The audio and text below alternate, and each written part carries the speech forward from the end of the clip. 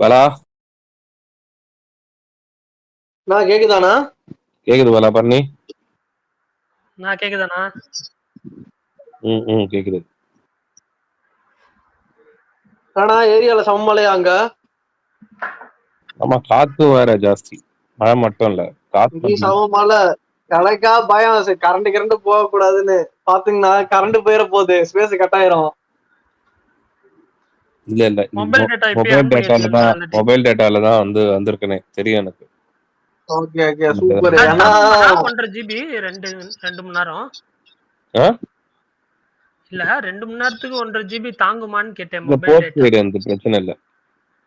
அப்படியா? இதுதான் சென்னை. ஆனா கரண்ட் எப்போ புடுங்குவாங்கன்னு தெரியாது. ரெடியா இருக்கணும் நம்ம எல்லாத்துக்கும். யூபிஎஸ் வாங்கி வச்சிருங்கண்ணா. யூபிஎஸ் இருக்கு. அது அது எப்படி சொல்லுது, ஒரு செகண்ட் வந்து இதுவாகும்.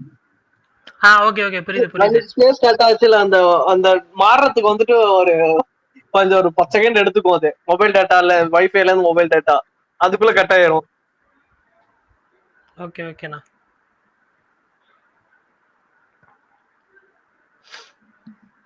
இன்னைக்கு கொஞ்சம் ஹெவி ஒர்க்ன்றதுனால பெருசா அப்டேட்ஸ் எதுவும் கலெக்ட் பண்ணல. பட் இருந்தாலும் தெரிஞ்சதை சொல்றேன்.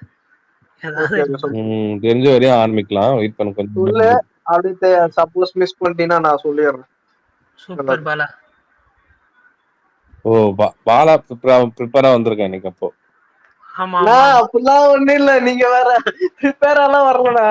பாலா ரெகுலரா நம்ம ட்வீட்ஸ் போடுறோம், அதுல ஏதாவது ஞாபகம் இருந்தா அப்படியே சொல்லிடுவோம். எனக்கு ஒண்ணு என்னன்னா, நீ வரும்போது ராம்குமார் அன்னைக்கு இருக்கும்போது நீ இல்லையே, இன்னைக்கு அவர் கூப்பிடலாமா அப்படின்னு தோணுது.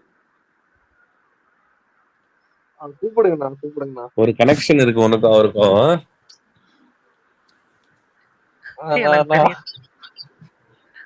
அது பரணிக்கும் தெரியும் நினைக்கிறேன். தெரியும்ண்ணா, நல்லாவே தெரியும். கூப்பிடுங்கண்ணா. அவருக்கு ராம்குமாருக்கு தெரியாதானா அது என்னன்ட்டு? அதுதான் பிரச்சனை. அவர் மறந்துட்டாரு மேபி. தெரிஞ்சாதான் வந்து தெரிஞ்சா அவள் தான் அப்படின்ற மாதிரி. சரி பிரகாஷ்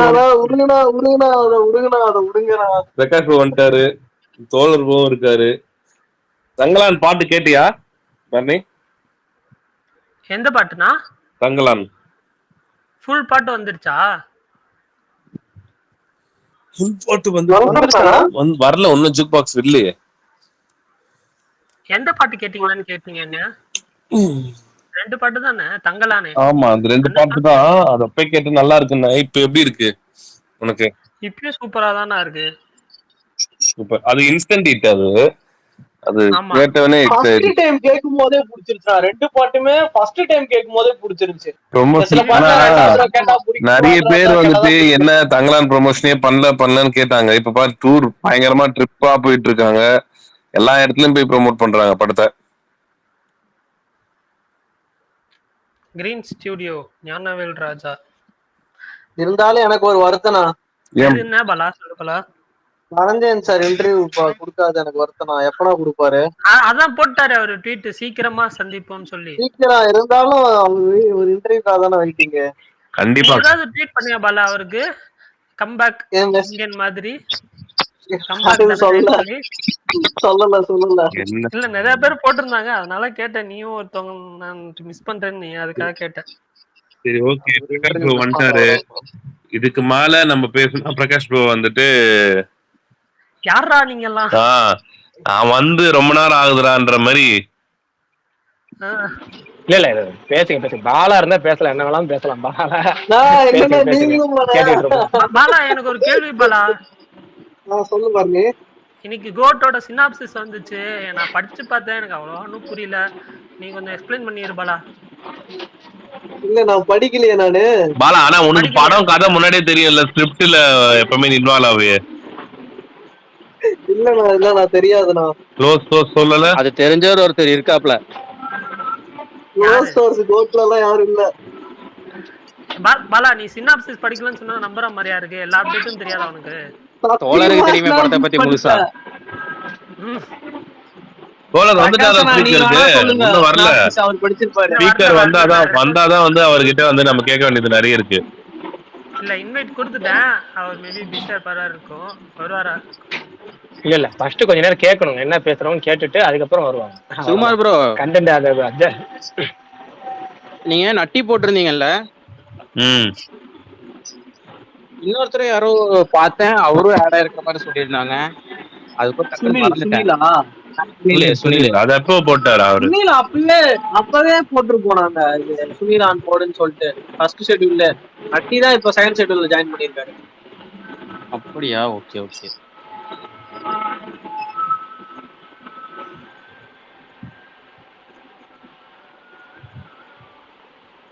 நான் சும்மாருண்ணா எஸ்ஜே சூர்யா இருக்காரா இல்லையாண்ணா அது மட்டும் சொல்லுங்க நீங்க. எஜே சூர்யாவா? இல்ல bro. ஆமாண்ணா. எஜே சூர்யா இருக்காருப்பா. இன்ன வரையும் வந்து அவரு இல்லன்றது வந்துட்டு வரல. அவர் இருக்காரு. ஆனா அவர் இந்த ஸ்கெடியூல்ல மோஸ்ட்லி வந்துட்டு ஜாயின் பண்ணிப்பாருன்னு நினைக்கிறேன்.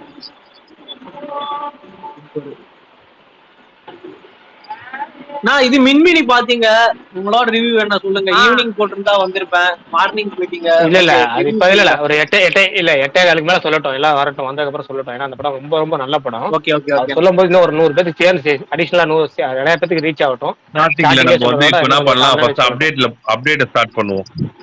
Okay okay. Update selfie Bharani bro update சொல்லட்டும்.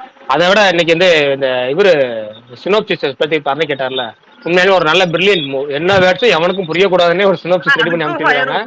எப்படி படிச்சாலும் புரியாது. இல்ல எப்படி படிச்சாலும் புரியாதுங்கிற மாதிரி செம்ம பிரில்லியன்ட் மூவ். உண்மையாலுமே அதான் ஒரு சிறந்த மூவ்மெண்ட்டுக்கு இதான் அடையாளம். ஏன்னா நீங்க எல்லாத்தையும் ரிவீல் பண்ணிட்டு, இந்த சிங்கப்பூர்னு ஒரு ஐடியா ஒன்று இருக்கா, அவன் மொத்தமா ரிவீல் பண்ணிடுவான்.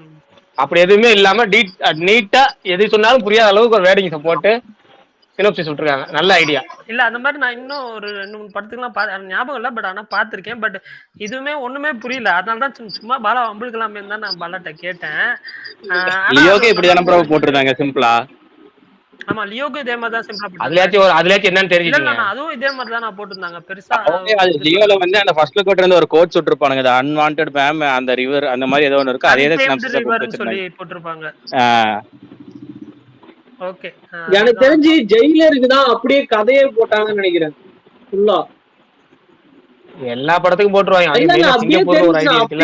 தெரிஞ்சிருச்சு கதை.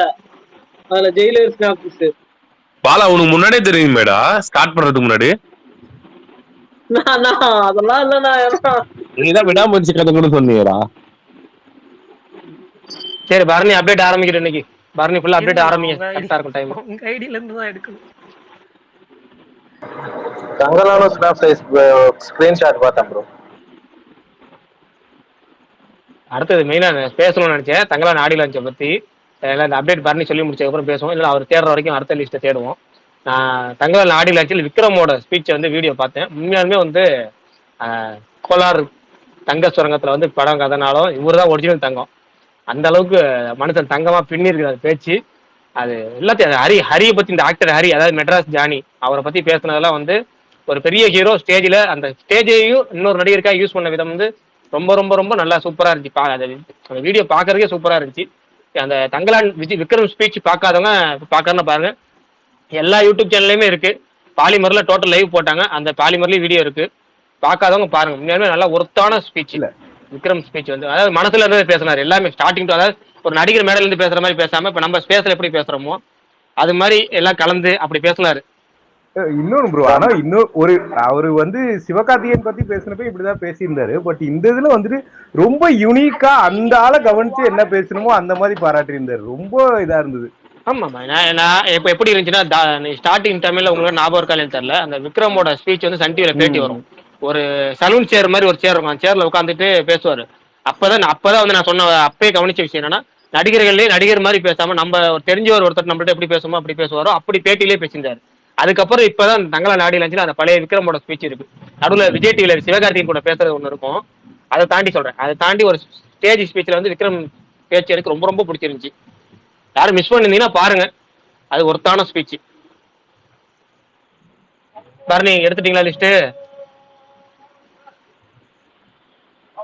சொல்லிடலாமா? சொல்லிடலாமா? சரி சொல்லுங்க. ஃபர்ஸ்ட் வந்து இன்னைக்கு வந்து இது மழை பிடிக்காத மனிதன் நியூ ப்ரோமோ ஒன்று விட்டுருந்தாங்க. இப்போ தேட்டரில் ஓடிட்டு இருக்கு. அதே மாதிரி பேச்சியோட ஸ்னீக் பீக் விட்டுருந்தாங்க ஒரு 1.5 நிமிஷத்துக்கு.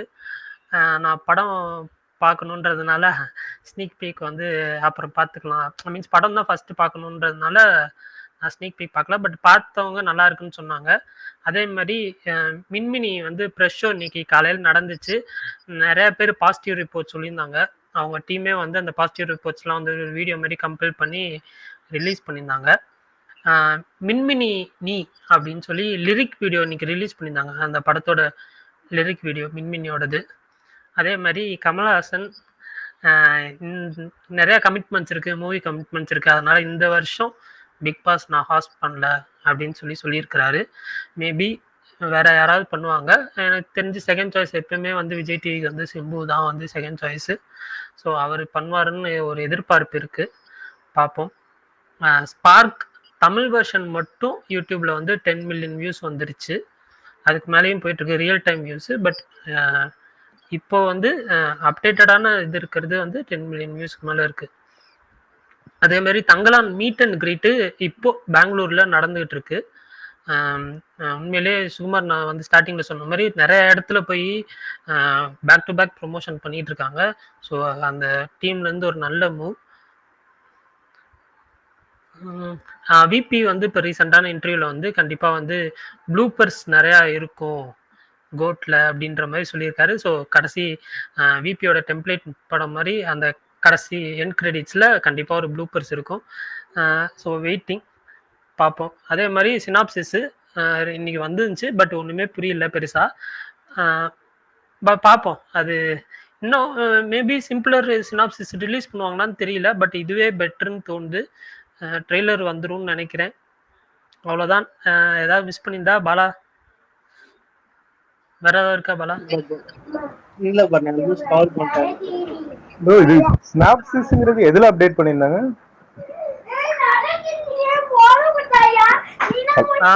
இது மோஸ்ட்லி ஸ்கிரீன்ஷாட்டா தான் ப்ரோ வந்துச்சு. ஸ்கிரீன்ஷாட் இல்ல ட்வீட்ஸா தான் நிறைய பேர் போட்டிருந்தாங்க. ஓகே, சோர்ஸா எதுன்னு தெரியல. ஆக்சுவலா நிறைய பேர் வந்து ட்வீட்டா தான் போட்டிருந்தாங்க. சோர்ஸ் இமேஜ் கிடைச்சிச்சுன்னா நான் பாக்குறேன் ப்ரோ எங்கன்னு சொல்லி.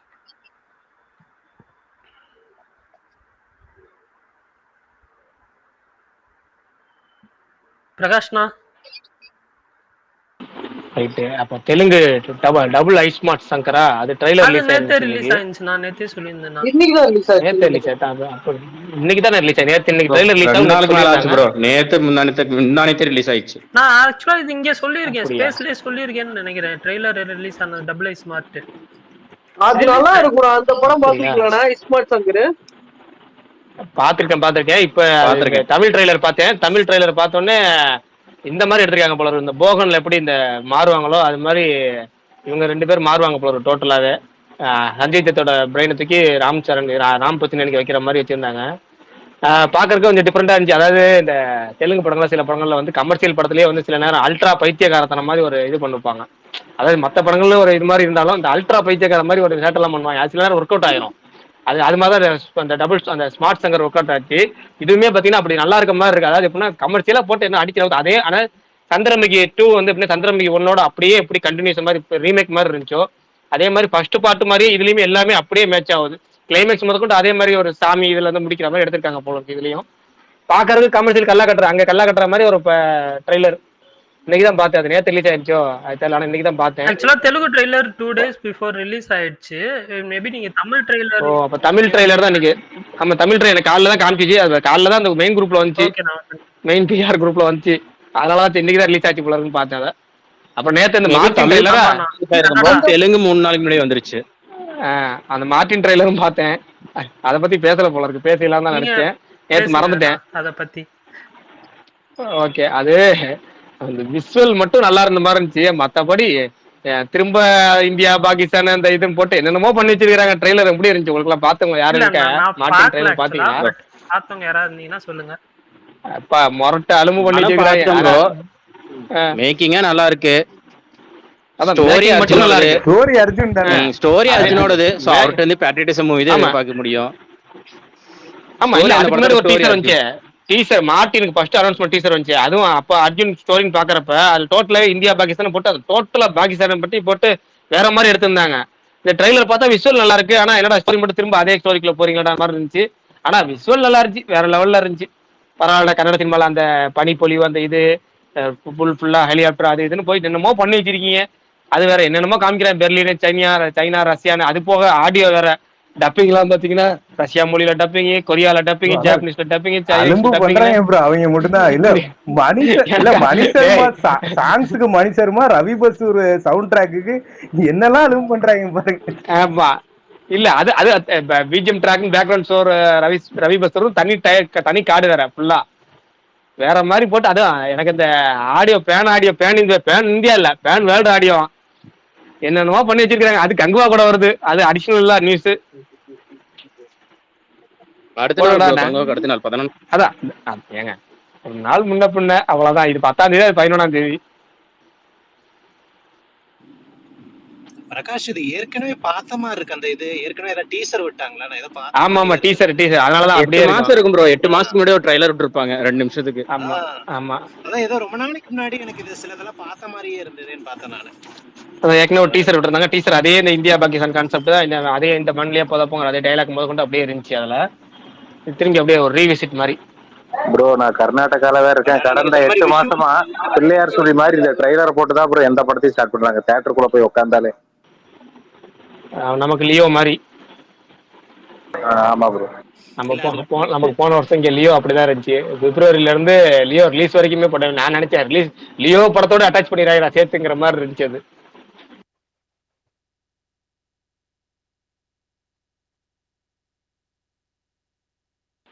சரி சுமார் ப்ரோ. இப்ப சொல்லுங்க. ஆள் வர ஆரம்பிச்சிட்டாங்க.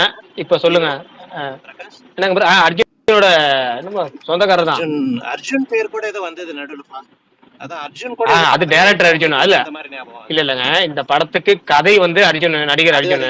இந்த படத்துக்கு டைரக்டர் இன்னொரு அர்ஜுன். அப்புறமேட்டு இந்த ஹீரோ வந்து அஜித்தோட அர்ஜுனோட சொந்தக்காரர் பையன். ஓகே ஓகே ஓகேங்க. இவரோட சுமார் ப்ரோ இப்ப சொல்லுங்க மின்மினியை பத்தி. ஆமா அந்த பொகருங்கிற படம் நம்ம தமிழ்ல செமத்திமுருன்னு ஒரு படம். ராஸ்மிகா மந்தனாவும் இவங்களும் சேர்த்து ஆடுவாங்களே ஒரு படம் போட்டு அந்த படத்தை டார்ச்சர் பண்ணிருப்பாரு. டோட்டல் அபியூசிவா. அதேதான் தூக்கி கரலா கட்டை சுத்துற மாதிரி சுத்தி அங்கிட்டு பண்ணி. ஆமா அதெல்லாம் 1985 வந்திருக்க வேண்டிய கதை அது. அந்த செமத்திமுரு படம். சரி சுகுமார் ப்ரோ இந்த மின்மினியை பத்தி இப்ப சொல்லுங்க. எல்லாம் வந்துட்டாங்க. ஓகே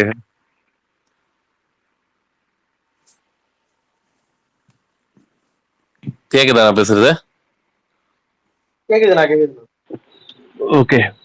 ஸோ இன்னைக்கு வந்து மின்மினி ப்ரெஷ் ஷோ வந்து போட்டாங்க. ஸோ சண்டேவே வந்துட்டு நிறைய பேர் வந்து யூஎஸ் பிரீமியர் பார்த்துருக்காங்க. இன்னைக்கு வந்து எங்களுக்கு சென்னையில ஷோ ப்ரிவியூ பண்ணாங்க. இந்த படம் வந்துட்டு ஸ்பாய்லரே இல்லாம ஷார்ட்டா இதுவா வந்து சொல்லணும் அப்படின்னா நிறைய நான் பாசிட்டிவ் ஃபர்ஸ்ட் நான் எல்லாத்தையும் ஹைலைட் பண்ணிடுறேன். படத்துல நெகட்டிவ் இருக்கா நீங்க கேட்பீங்க அடுத்தது. பட் நான் அதெல்லாம் எதுவுமே எனக்கு தெரியல. பட் நான் இருக்கிறத சொல்லிடுறேன். விஷுவல் வந்து இந்த படத்துக்கு வந்துட்டு ஒரு வேர்ல்ட் கிளாஸ் மேக்கிங் அப்படின்னு சொல்லலாம். இந்த படம் வந்து ட்ரெய்லர் பார்த்தாலே உங்களுக்கே தெரியும். ட்ரெய்லர்ல நிறைய சீன்ஸ் வந்து இந்த பைக்ல அவங்க லடாக் போற மாதிரி காட்டியிருப்பாங்க. ட்ரெய்லர்ல இருக்கிறது தான் சொல்றேன்.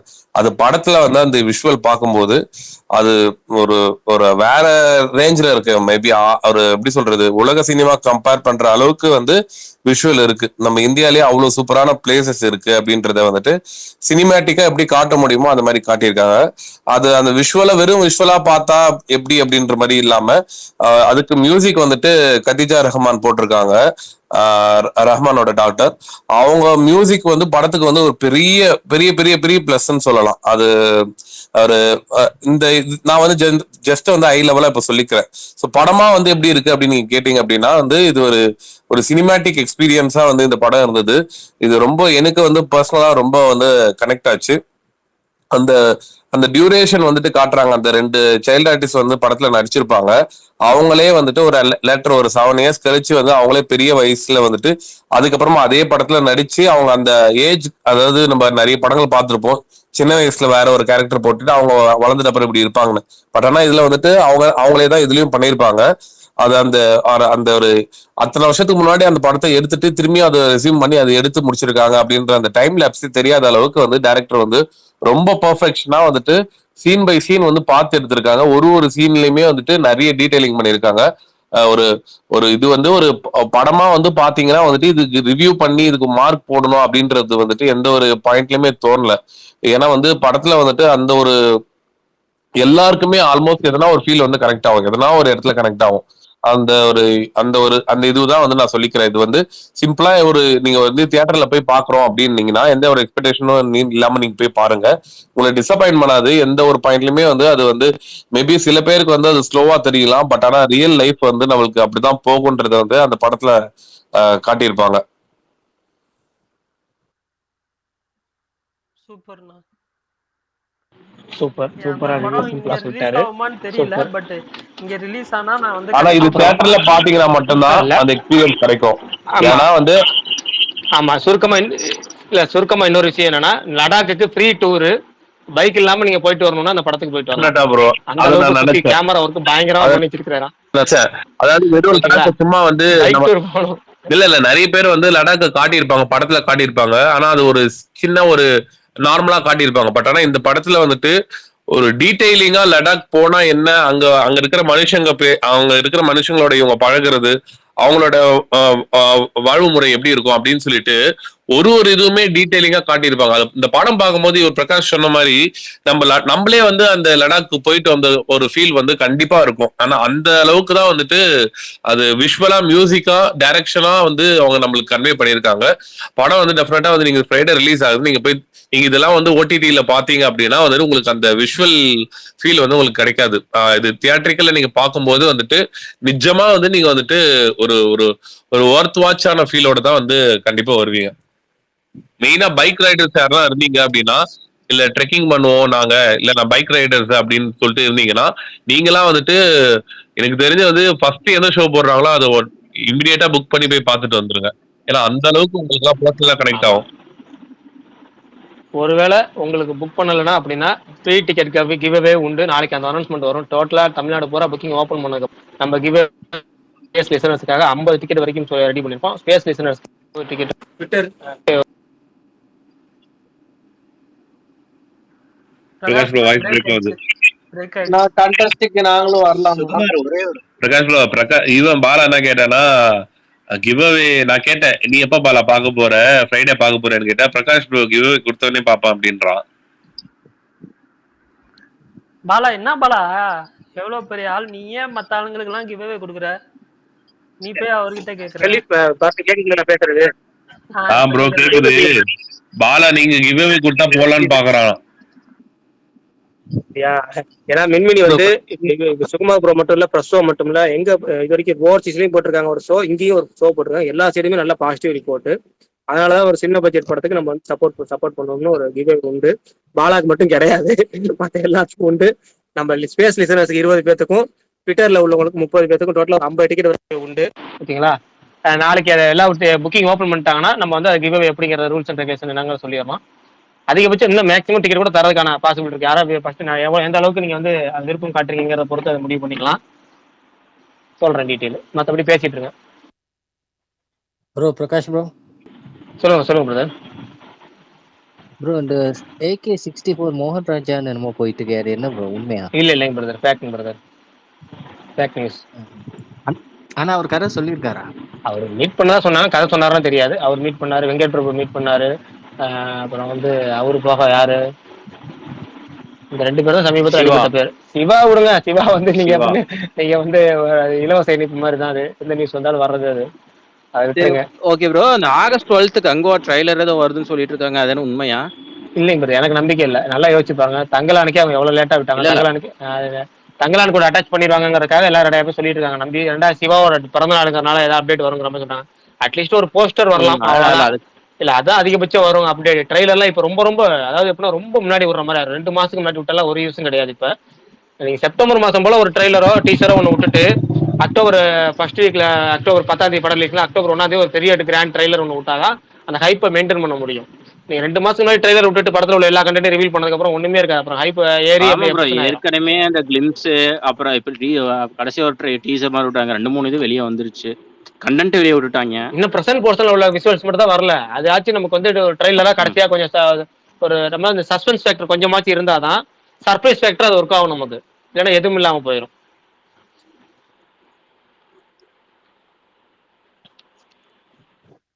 Okay bro, okay bro. இங்க கேரளா ரிலீஸ் இருக்குமான்னு தெரியலையே மின்மினி, எனக்கு டவுட்டாவே இருக்கு. இன்னும் எந்த கன்ஃபர்மேஷனுமே வரல. நான் பிரகாஷ் அண்ணா ஒரு டிக்கெட் ஒதுக்கிறீங்கன்னு எனக்கு. பாலா உனக்கு கிடையாது பாலா. பாலா குரூப் கால்ல பேசிக்கலாம், ஒன்றும் பிரச்சனை இல்லை. அடுத்தது வந்து என்ன கேட்கணும்னு நினைச்சேன். team இல்ல ல பரணி பேர் என்ன சொல்லணும், இல்ல என்ன சொல்லணும்னு நினைச்சேன்னா, இந்த வாரம் இங்க நல்லா பிக்கப் ஆகி நல்லா ஓடுனுச்சுன்னா உங்களுக்கு அங்கிட்ட ஓடும். பெங்களூர்லயும் கேரளாலையும் வரும்னு நினைக்கிறேன். கேட்போம் நம்ம டீம்ல உள்ளவங்க கேட்போம். யூஎஸ்லயே பிரீமியர் போட்டாங்கன்னா யூஎஸ்ல இருக்கிறப்ப இங்க இல்ல அது வந்து ஏன்னா யூஎஸ் போட்டது காரணம்னா யூஎஸ் டிஸ்ட்ரிபியூட்டர் இந்த படத்தை வாங்கியிருக்காங்க. டென்ட் கோட்டா தான் டோட்டலா வாங்கியிருக்காங்க அந்த படத்துங்கனால அங்க அவங்க ஃபர்ஸ்ட் ப்ரிஃபரன்ஸ் அங்க இருந்து போட ஆரம்பிச்சிருக்காங்க. சென்னையில போட்டாங்க. அடுத்து இன்னும் கேட்போம், டீம்ல உள்ளவங்க விசாரிச்சு பார்ப்போம் ஏதாவது ஆப்ஷன் இருக்காங்க கேட்டு பார்த்து சொல்லுங்க. Waiting. Okay. Other I mean outside Tamil Nadu Sukumar bro Jackie sir வந்திருக்காரு இன்னைக்கு. ஆமா, ஜாக்கி சார் வந்திருக்காரு. ஆமா, ரொம்ப நாள் கழிச்சு வந்திருக்காரு. கொடுங்க. கொடுத்துருக்கேன். கொடுத்தாச்சு. அவர் வந்து லிசன் பண்ணிட்டு என்ன பேசுறோம்னு அண்டர்ஸ்டாண்ட் பண்ணிட்டு தான் வருவாரு. இது பேசில் ஜோசஃபோட ஒரு நிமிஷம். பேசில் ஜோசப் கிரேஸ் ஆண்டனி நடிக்கிற திருஷ்யம் டைரக்டர் ஜிது ஜோசப் அவர் டைரக்ட் பண்ற படம் நுணக்குழி. அதோட ட்ரெய்லர் நாளைக்கு சாயங்காலம் 6:30 வந்துடும். இப்பதான் ட்வீட் பார்த்தேன், அதனால ஜஸ்ட் அப்படியே சொல்லிடலான்னு சொல்லி. இப்போ யாராவது பேசுறதுன்னா பேசுங்க, சாரி.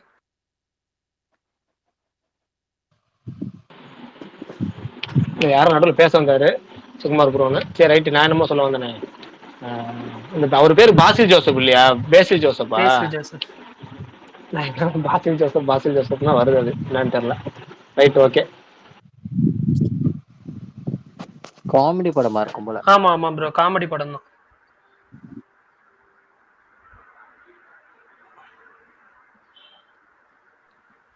பிரகாஷ் ப்ரோ, அந்த வீடியோல இருக்கிறது தான் நீங்களா? அந்த பழைய வீடியோ எல்லாம் பார்த்தேன். ஆமா அப்பயே பார்த்திருக்கேன் அந்த வீடியோலாம். இல்ல அந்த நீங்க அந்த அவெஞ்சர்ஸ் எண்ட் கேம் டைம்ல அப்பயே நான் அந்த வீடியோலாம் பார்த்திருக்கேன். நீங்க கன்சிஸ்டன்சியா வீடியோ போடல, அதுதான் நீங்க பண்ண தப்பு. இல்ல அதான் சொன்னேன், 2019 வீட்டுல ஒரு பர்சனல் லாஸ். அந்த பர்சனல் லாஸுக்கு அப்புறம் எனக்கு வீடியோ போடுற எண்ணம் வரல. கொஞ்ச நாள் அதுல இருந்து கொஞ்சம் ஒதுங்கி இருந்து எல்லாத்துலேருந்து கொஞ்சம் ஒதுங்கி இருந்தேன். ட்விட்டர் மட்டும் தான் அப்போ ஒரே ஆறுதலா இருந்துச்சு. அதுக்கப்புறம் திரும்ப ஃபாலோ பண்றதுக்கான செட் ஆகலைனால அப்படியே விட்டுட்டேன். அதுக்கு முன்னாடி நல்லா போயிட்டு இருந்துச்சு, எனக்கு சூப்பரா போயிட்டு இருந்துச்சு. நான் 4 வருஷமா 3 வருஷம் சூப்பரா போயிட்டு இருந்துச்சு யூடியூப். எனக்கு அந்த பர்சனல் லாஸ்க்கு அப்புறம் ஃபாலோ பண்ண முடியல. இப்போ சேனல் நேம் பயங்கரமான நேம் ப்ரோ. அதுக்கு எக்ஸ்பிளனேஷன் நல்லா இருந்துச்சு. இல்ல அது வேற ஐடியால பிளான் பண்ணி வேற ஐடியால ஓபன் பண்ணி நிறைய சினிமா பத்தி டோட்டலா அள்ளி தெளிக்கலாங்கிற ஐடியால ஓபன் பண்ணது. அப்புறம் கொஞ்சம் புஷ் ஆகி இறங்கினதுக்கு அப்புறம் பர்சனல்ல கொஞ்சம் இதானதுக்கு அப்புறம் விட்டுட்டேன். திரும்ப ஐடியா இருக்கு, ஃபர்ஸ்ட் இதெல்லாம் கொஞ்சம் பூஸ்ட் ஆகி தெரியாத தகவல்கள், தெரிஞ்ச தகவல் நம்ம இது வரைக்கும் சினிமாவில் கத்துக்கிட்ட மொத்தத்தையும் அங்க கொட்டிடலாங்கிற அளவுக்கு இருக்கு. பார்ப்போம். அதான் டபுள் ரோல் பத்தி பேசுனீங்கல்ல, அந்த வீடியோ பார்க்க போனேன். எம்ஜிஆர் தான் ஐஎஸ்டின்னு. அது போக என்னன்னா வந்து இது மாதிரி டோட்டலா நியூஸ் போட்டு ஒரு அப்ப போட்டு எழுதி வச்ச கண்டென்ட் ஃபுல்லா 5 வருஷம் ஆச்சு, இன்னும் படம் வைக்க அதாவது ஷூட் பண்ணாமே இருக்கு. நிறைய கண்டென்ட் அப்படியே இருக்கு. பார்ப்போம், எப்பெல்லாம் நமக்கு அப்டேட் கிடைக்குதோ, டைம் கிடைக்குதோ அப்போ போட்டு விட்டுருவோம்.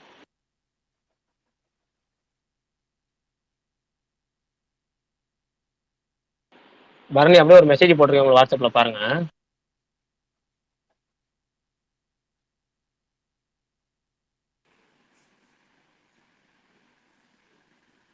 எல்லாம் சைலண்ட் ஆயிட்டீங்க. சோழர் ப்ரோ உள்ள வந்துட்டு இன்னும் வரையும் பேசாம இருக்காருன்னா ஏதோ விஷயம் இருக்குன்னு அர்த்தம். ஏங்க எல்லாரும் பேசிட்டு இருந்தாங்க, நீங்க ரிவ்யூ சொன்னீங்க, அப்புறம் பரணி அப்டேட் சொன்னாரு, இப்ப பிரகாஷ் பேசிட்டு இருந்தாரு, அதனால கேட்டுட்டு இருந்தேன். நேத்து வந்திருந்தீங்களா ப்ரோ தங்களா நாடி லான்ச்? இல்ல தங்களா நாடி லான்ச் வந்து போட்டோ போட்டிருந்தாரு, அதை பத்தி பேசுவோம். அவரு ஆதிபுரம் சொல்லட்டும், தங்களா நாடி லான்ச் எப்படி அப்படிங்கிற சொல்லட்டும், என்ன நடந்துச்சு, என்ன ஸ்பெஷலுங்கிறத. அதான் அந்த இது ட்வீட் போட்டிருந்தேன். எனக்கு ஆக்சுவலி இது அந்த விக்ரமோட ஸ்பீச் பயங்கரமா பிடிச்சிருந்துச்சு. எனக்கு அதான் நேற்றுக்கு எனக்கு ஆப்வியஸ்லி ரஞ்சித் நல்லா பேசுவாருன்னு தெரியும். பட் விக்ரம் ஸ்பீச் வந்து அட்டகாசம். அதுவும் குறிப்பா இந்த இவர் சொன்ன மாதிரி பேசின மாதிரி நான் இன்னைக்கு இதுலயும் போட்டிருந்தேன், ட்வீட்லயும் போட்டிருந்தேன். ஹரிக்கு புகழ்ந்து சொல்றதுன்றது வேற. பட் ஹரிக்காக வாய்ப்பு கேட்கறது இருக்குல்ல, தன்னோட மேடையில தன்னோட நேரத்தை பயன்படுத்தி ஹரிக்கு வாய்ப்பு கேட்கறது இருக்குல்ல, ப்ளீஸ்ன்னு சொல்லி ப்ளீஸ் டைரக்டர்ஸ் அவனை பிக் பண்ணுங்க அப்படின்னு. அது இன்னொன்னு பாருங்க, நான் எப்படி விஷயம் பார்ப்பேன், ஒரு ஒரு ஆர்டிஸ்டுக்கு தான் அந்த ஃபீல் புரியும்ல. அவன் அந்த கையில இந்த கம்புல வந்து ஏதோ சுத்திக்கிட்டே இருப்பான், அதை பண்ணிட்டே இருப்பாப்ல, அதனால ஏதோ ஒண்ணு பண்ணிட்டே இருப்பாப்ல. எனக்கு வந்து சேது படத்துல என்னைய பார்த்த மாதிரி இருக்குன்னு சொல்றது இருக்குல்ல, கிட்டத்தட்ட இன்னைக்கு விக்ரம் ஒரு பெரிய இடத்துல இருக்காப்ல. அவரை கம்பேர் பண்ணி ஹரியை கம்பேர் பண்ணி சொன்னது. அப்புறம் குறிப்பா அந்த சாய்ஸ் ஆஃப் வேர்ட்ஸ் எனக்கு எப்பவுமே விக்ரம் ரொம்ப பிடிக்கும். ரொம்ப டிக்னிஃபைடான சாய்ஸ் ஆஃப் வேர்ட்ஸ். அது நீங்க வந்து அவங்களுக்கு வாய்ப்பு கொடுங்கன்னு சொல்ல, அவனை பிக் பண்ணுங்க அப்படின்னு சொன்னாரு.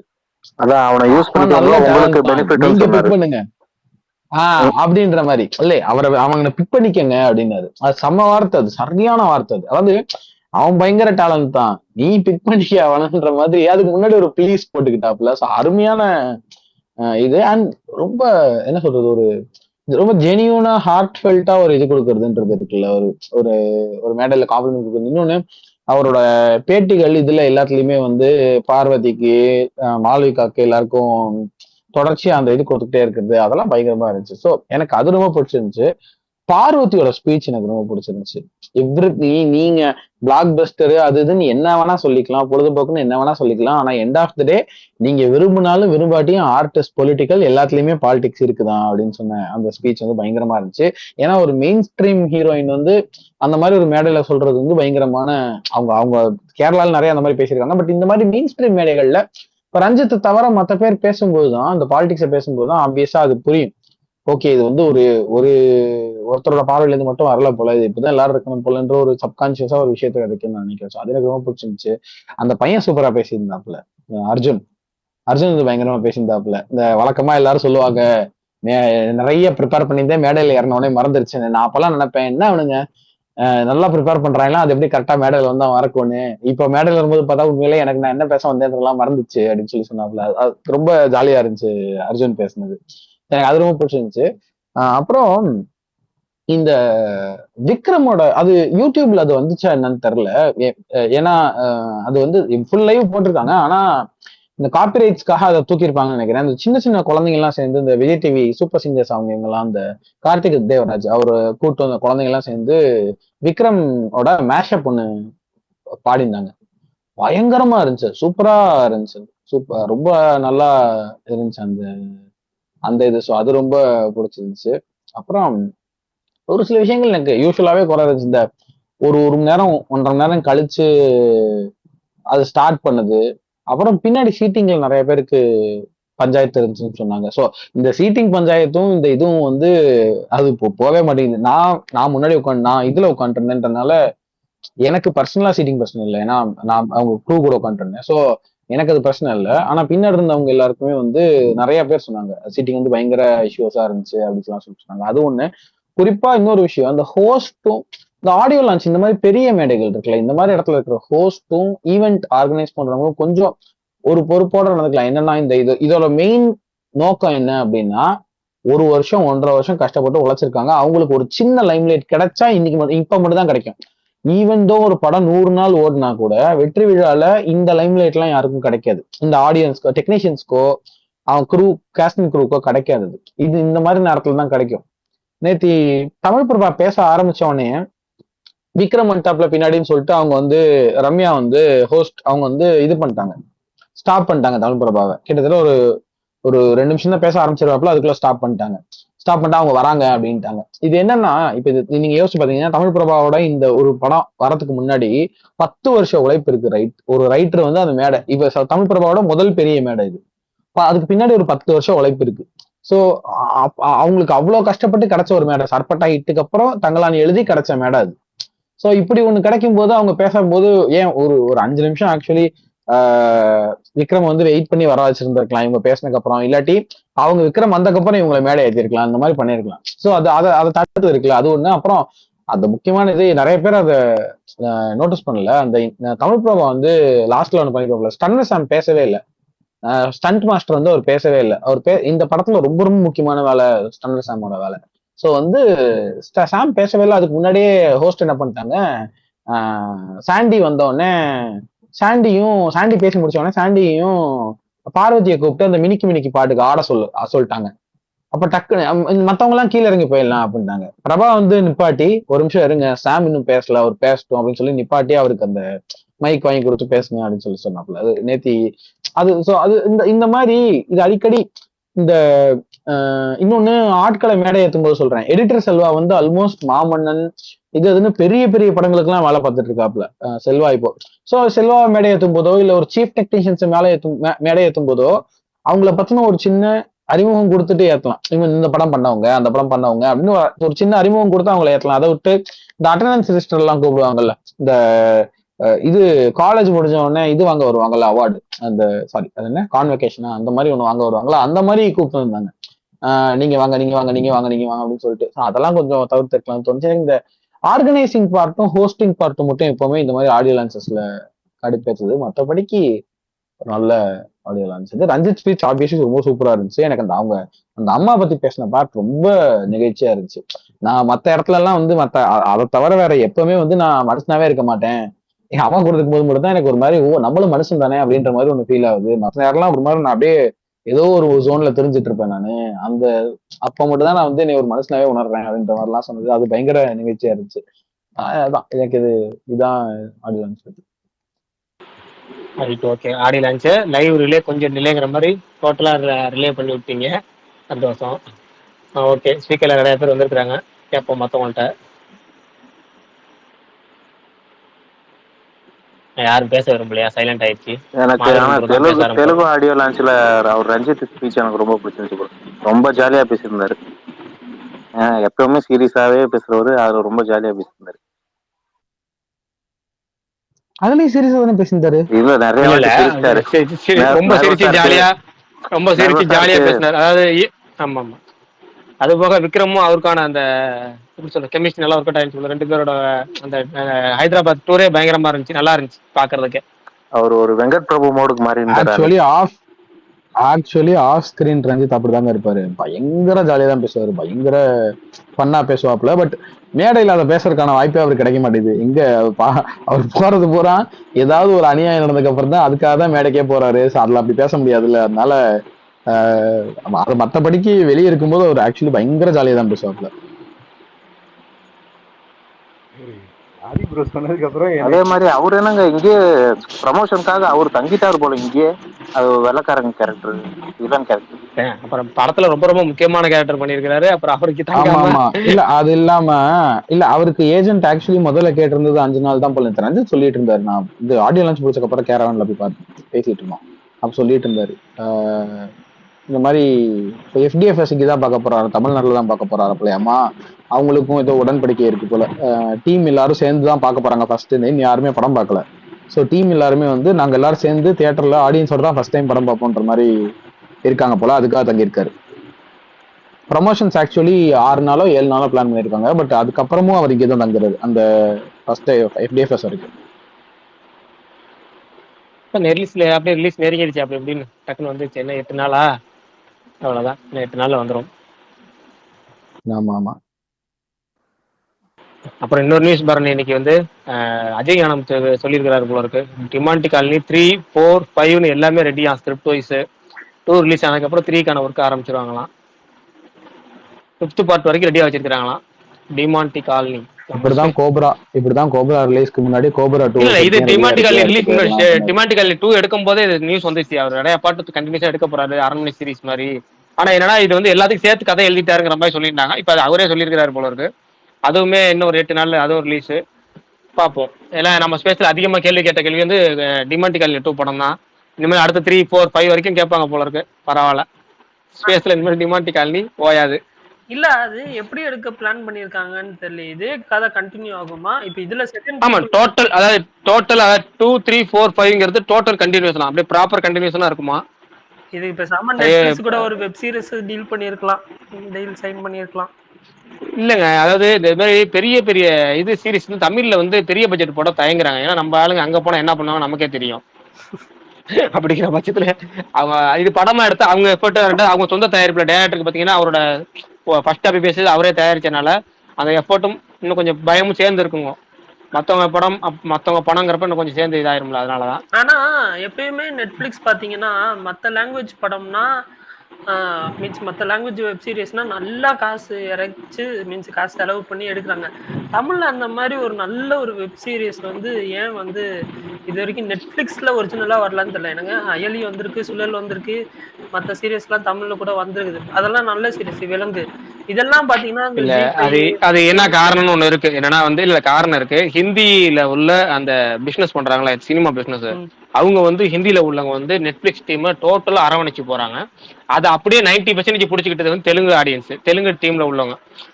நெட்ஃபிளிக்ஸ் ஓனரே அந்த நெட்ஃபிளிக்ஸ் சார்பா இந்தியா சார்பா ஒருத்தர் இருப்பார்ல, இந்தியாவுக்கு ஹெட், அவரு ஹைதராபாத்துக்கு வர வச்சு அவர் டோட்டலா ஹைதராபாத்ல எல்லா விஷயங்களும் சுத்தி காமிச்சு சினிமா எப்படி எடுக்கிறாங்க ராமோஜிராவ் பிலிம் சிட்டி முதற்கொண்டு எல்லாத்தையும் காமிச்சு, அதாவது அவங்க வந்து ஒரு சினிமா டூர் மாதிரி ஒன்று ரெடி பண்ணி டோட்டலா அப்ப வந்து ஒரு 30 படங்களுக்கு அக்ரிமெண்ட் போட்டாங்க நெட்ஃபிளிக்ஸ் கூட. இப்பயும் பாத்தீங்கன்னா இப்ப அடுத்து வர தெலுங்குல வர எல்லா பெரிய படங்களுமே டோட்டல் வந்து பேக்கேஜ் நெட்ஃபிளிக்ஸ் கூட தான். அந்த அளவுக்கு அவங்க பிசினஸ் வந்து எப்படின்னா நம்ம ஒரு ஆளுங்கட்சியா இருக்க ஒரு கட்சி வந்து என்ன பண்ணுவோம், அரசாங்கம் தொழில் முனைவர்னு சொல்லி ஃபாரின்ல இருந்து ஆளுங்க கூட்டு வருவாங்க. கூட்டு வந்து அவங்களுக்கான அந்த வாய்ப்புகள் நாங்கள் இப்படி பண்ணுவோம் அப்படி பண்ணுவோம் ஏற்படுத்தி பிசினஸ் இங்க இறக்கி பணத்தை நிறைய முதலீடு பண்ண வைப்பாங்க. அது மாதிரி தெலுங்குல ஒரு இண்டஸ்ட்ரியில உள்ள எல்லாம் ஒட்டுமொத்தையா சேர்ந்து ஒற்றுமையா இருந்து ஒரு அவங்க பணத்தை நெட்ஃபிளிக்ஸை இறக்கி கொட்ட வச்சாங்க. போன வருஷம் நடந்துச்சு. இது மாதிரி வந்து அந்த ஃபீல்டில் உள்ளவங்க ஒட்டுமொத்தமா நம்ம ஊர்ல பஞ்சாயத்து நடிகர் பஞ்சாயத்து பண்ண இவனுக்கு கிட்கார போட அவனுக்கு அதை பண்ண அவன் படம் இதை பண்ணல, இப்படி பஞ்சாயத்து பேசப்பட்டதான் நம்ம ஊர்ல அமைப்புகள் இருக்கு. இதுதான் இங்க உள்ள விஷயம். அதனால இங்க அவ்வளவு பட்ஜெட் இறங்காது. இறங்கணும் இது மாறவும் மாறாது. இது வந்து 30 வருஷமா 20 வருஷமா நடந்துட்டு இருக்கு. நடுவில் கேப்டன் நடிகர் சங்க தலைவர் இருந்தப்ப கொஞ்சம் நல்ல விஷயங்கள் நடந்துச்சு. அது மாதிரி சில ரொம்ப ரேரா நடக்கும் அதெல்லாம். பட் பாப்போம், ஏதாவது ஒரு வெப் சீரிஸ் நெட்ஃபிளிக்ஸ்ல நம்ம இதுல ஒரு கொஞ்சம் பெரிய பட்ஜெட்ல பண்ணா நல்லா இருக்கும். அது ரொம்ப கஷ்டம் தான். துருவ நட்சத்திரம் ரிலீஸ் எப்படி எதிர்பார்க்குறோமோ அது மாதிரி நெட்ஃபிளிக்ஸ் இது மாதிரி நல்ல நல்ல விஷயம் தமிழ் சினிமா நடக்கிறதுலாம் கொஞ்சம் கஷ்டம் தான். சரி பார்ப்போம். ஹாட் ஸ்டார் பண்றாங்க. சொல்லுங்க ப்ரோ. பிரகாஷ் ப்ரோ, சொல்லுங்க. விஜய் சேதுபதி பண்றான்னு சொல்றாங்களா, அது உண்மையா? எல்லாமே ரூமர் தான். இப்போதைக்கு கமலஹாசன் பண்ணலன்னு அறிவிச்சிட்டார். ரொம்ப ரொம்ப ரொம்ப நல்ல முடிவு. ஏன்னா வந்து கடந்த 2-3 சீசன்ல பாத்தீங்கன்னா ஸ்டார்டிங்ல அவருக்கு நல்ல ரீச் கிடைச்சாலும் இந்த பொதுமக்கள்கிட்ட கொண்டு போய் சேர்த்தாலும் ஃபேமிலி ஆடியன்ஸை கொண்டு போய் அவர் கனெக்ட் பண்ண வச்சாலும் கடந்த 2-3 சீசன்ல அவர் கெட்ட பேர் தான் அமைஞ்சிச்சு. இவர் இதை கேட்கல, அவர் அதை கேட்கல, அவர் கேட்கல. ரெண்டாவது இப்போ வந்து அவர் முன்னாடி இருந்த மார்க்கெட்டோட இப்போ மார்க்கெட் பீக்கு போயிட்டாரு. அது போக இப்போ செம்ம பிஸியா இருக்காரு. இப்போ வந்து இந்தியன் 3 ஒரு பக்கம் இருந்தாலும் கல்கி 2ல இருக்கிறாரு. கல்கி 2ல முக்கியமான ரோல். அது போக பாத்தீங்கன்னா தக்லீஃப், அது போக வந்து அன்பறிவு டைரக்ஷன்ல ஒரு படம், அதுவும் போக அந்த ராஜ்கமல் பிலிம்ஸ் தயாரிப்புல வந்தீங்கன்னா இன்னும் 2 படம் அவர் கமிட் ஆயிருக்காரு. அவரோட சொந்த படத்து பேனர்ல 2-3 படம் கன்ஃபார்ம் ஆயிருக்காரு. இப்படி இவ்வளவு பிஸியான கமிட்மெண்ட்ல நீங்க வந்து பிக் பாஸ்ல உள்ள போனீங்கன்னா அதுல ஒரு டேட்ஸும் மாட்டிக்கும்.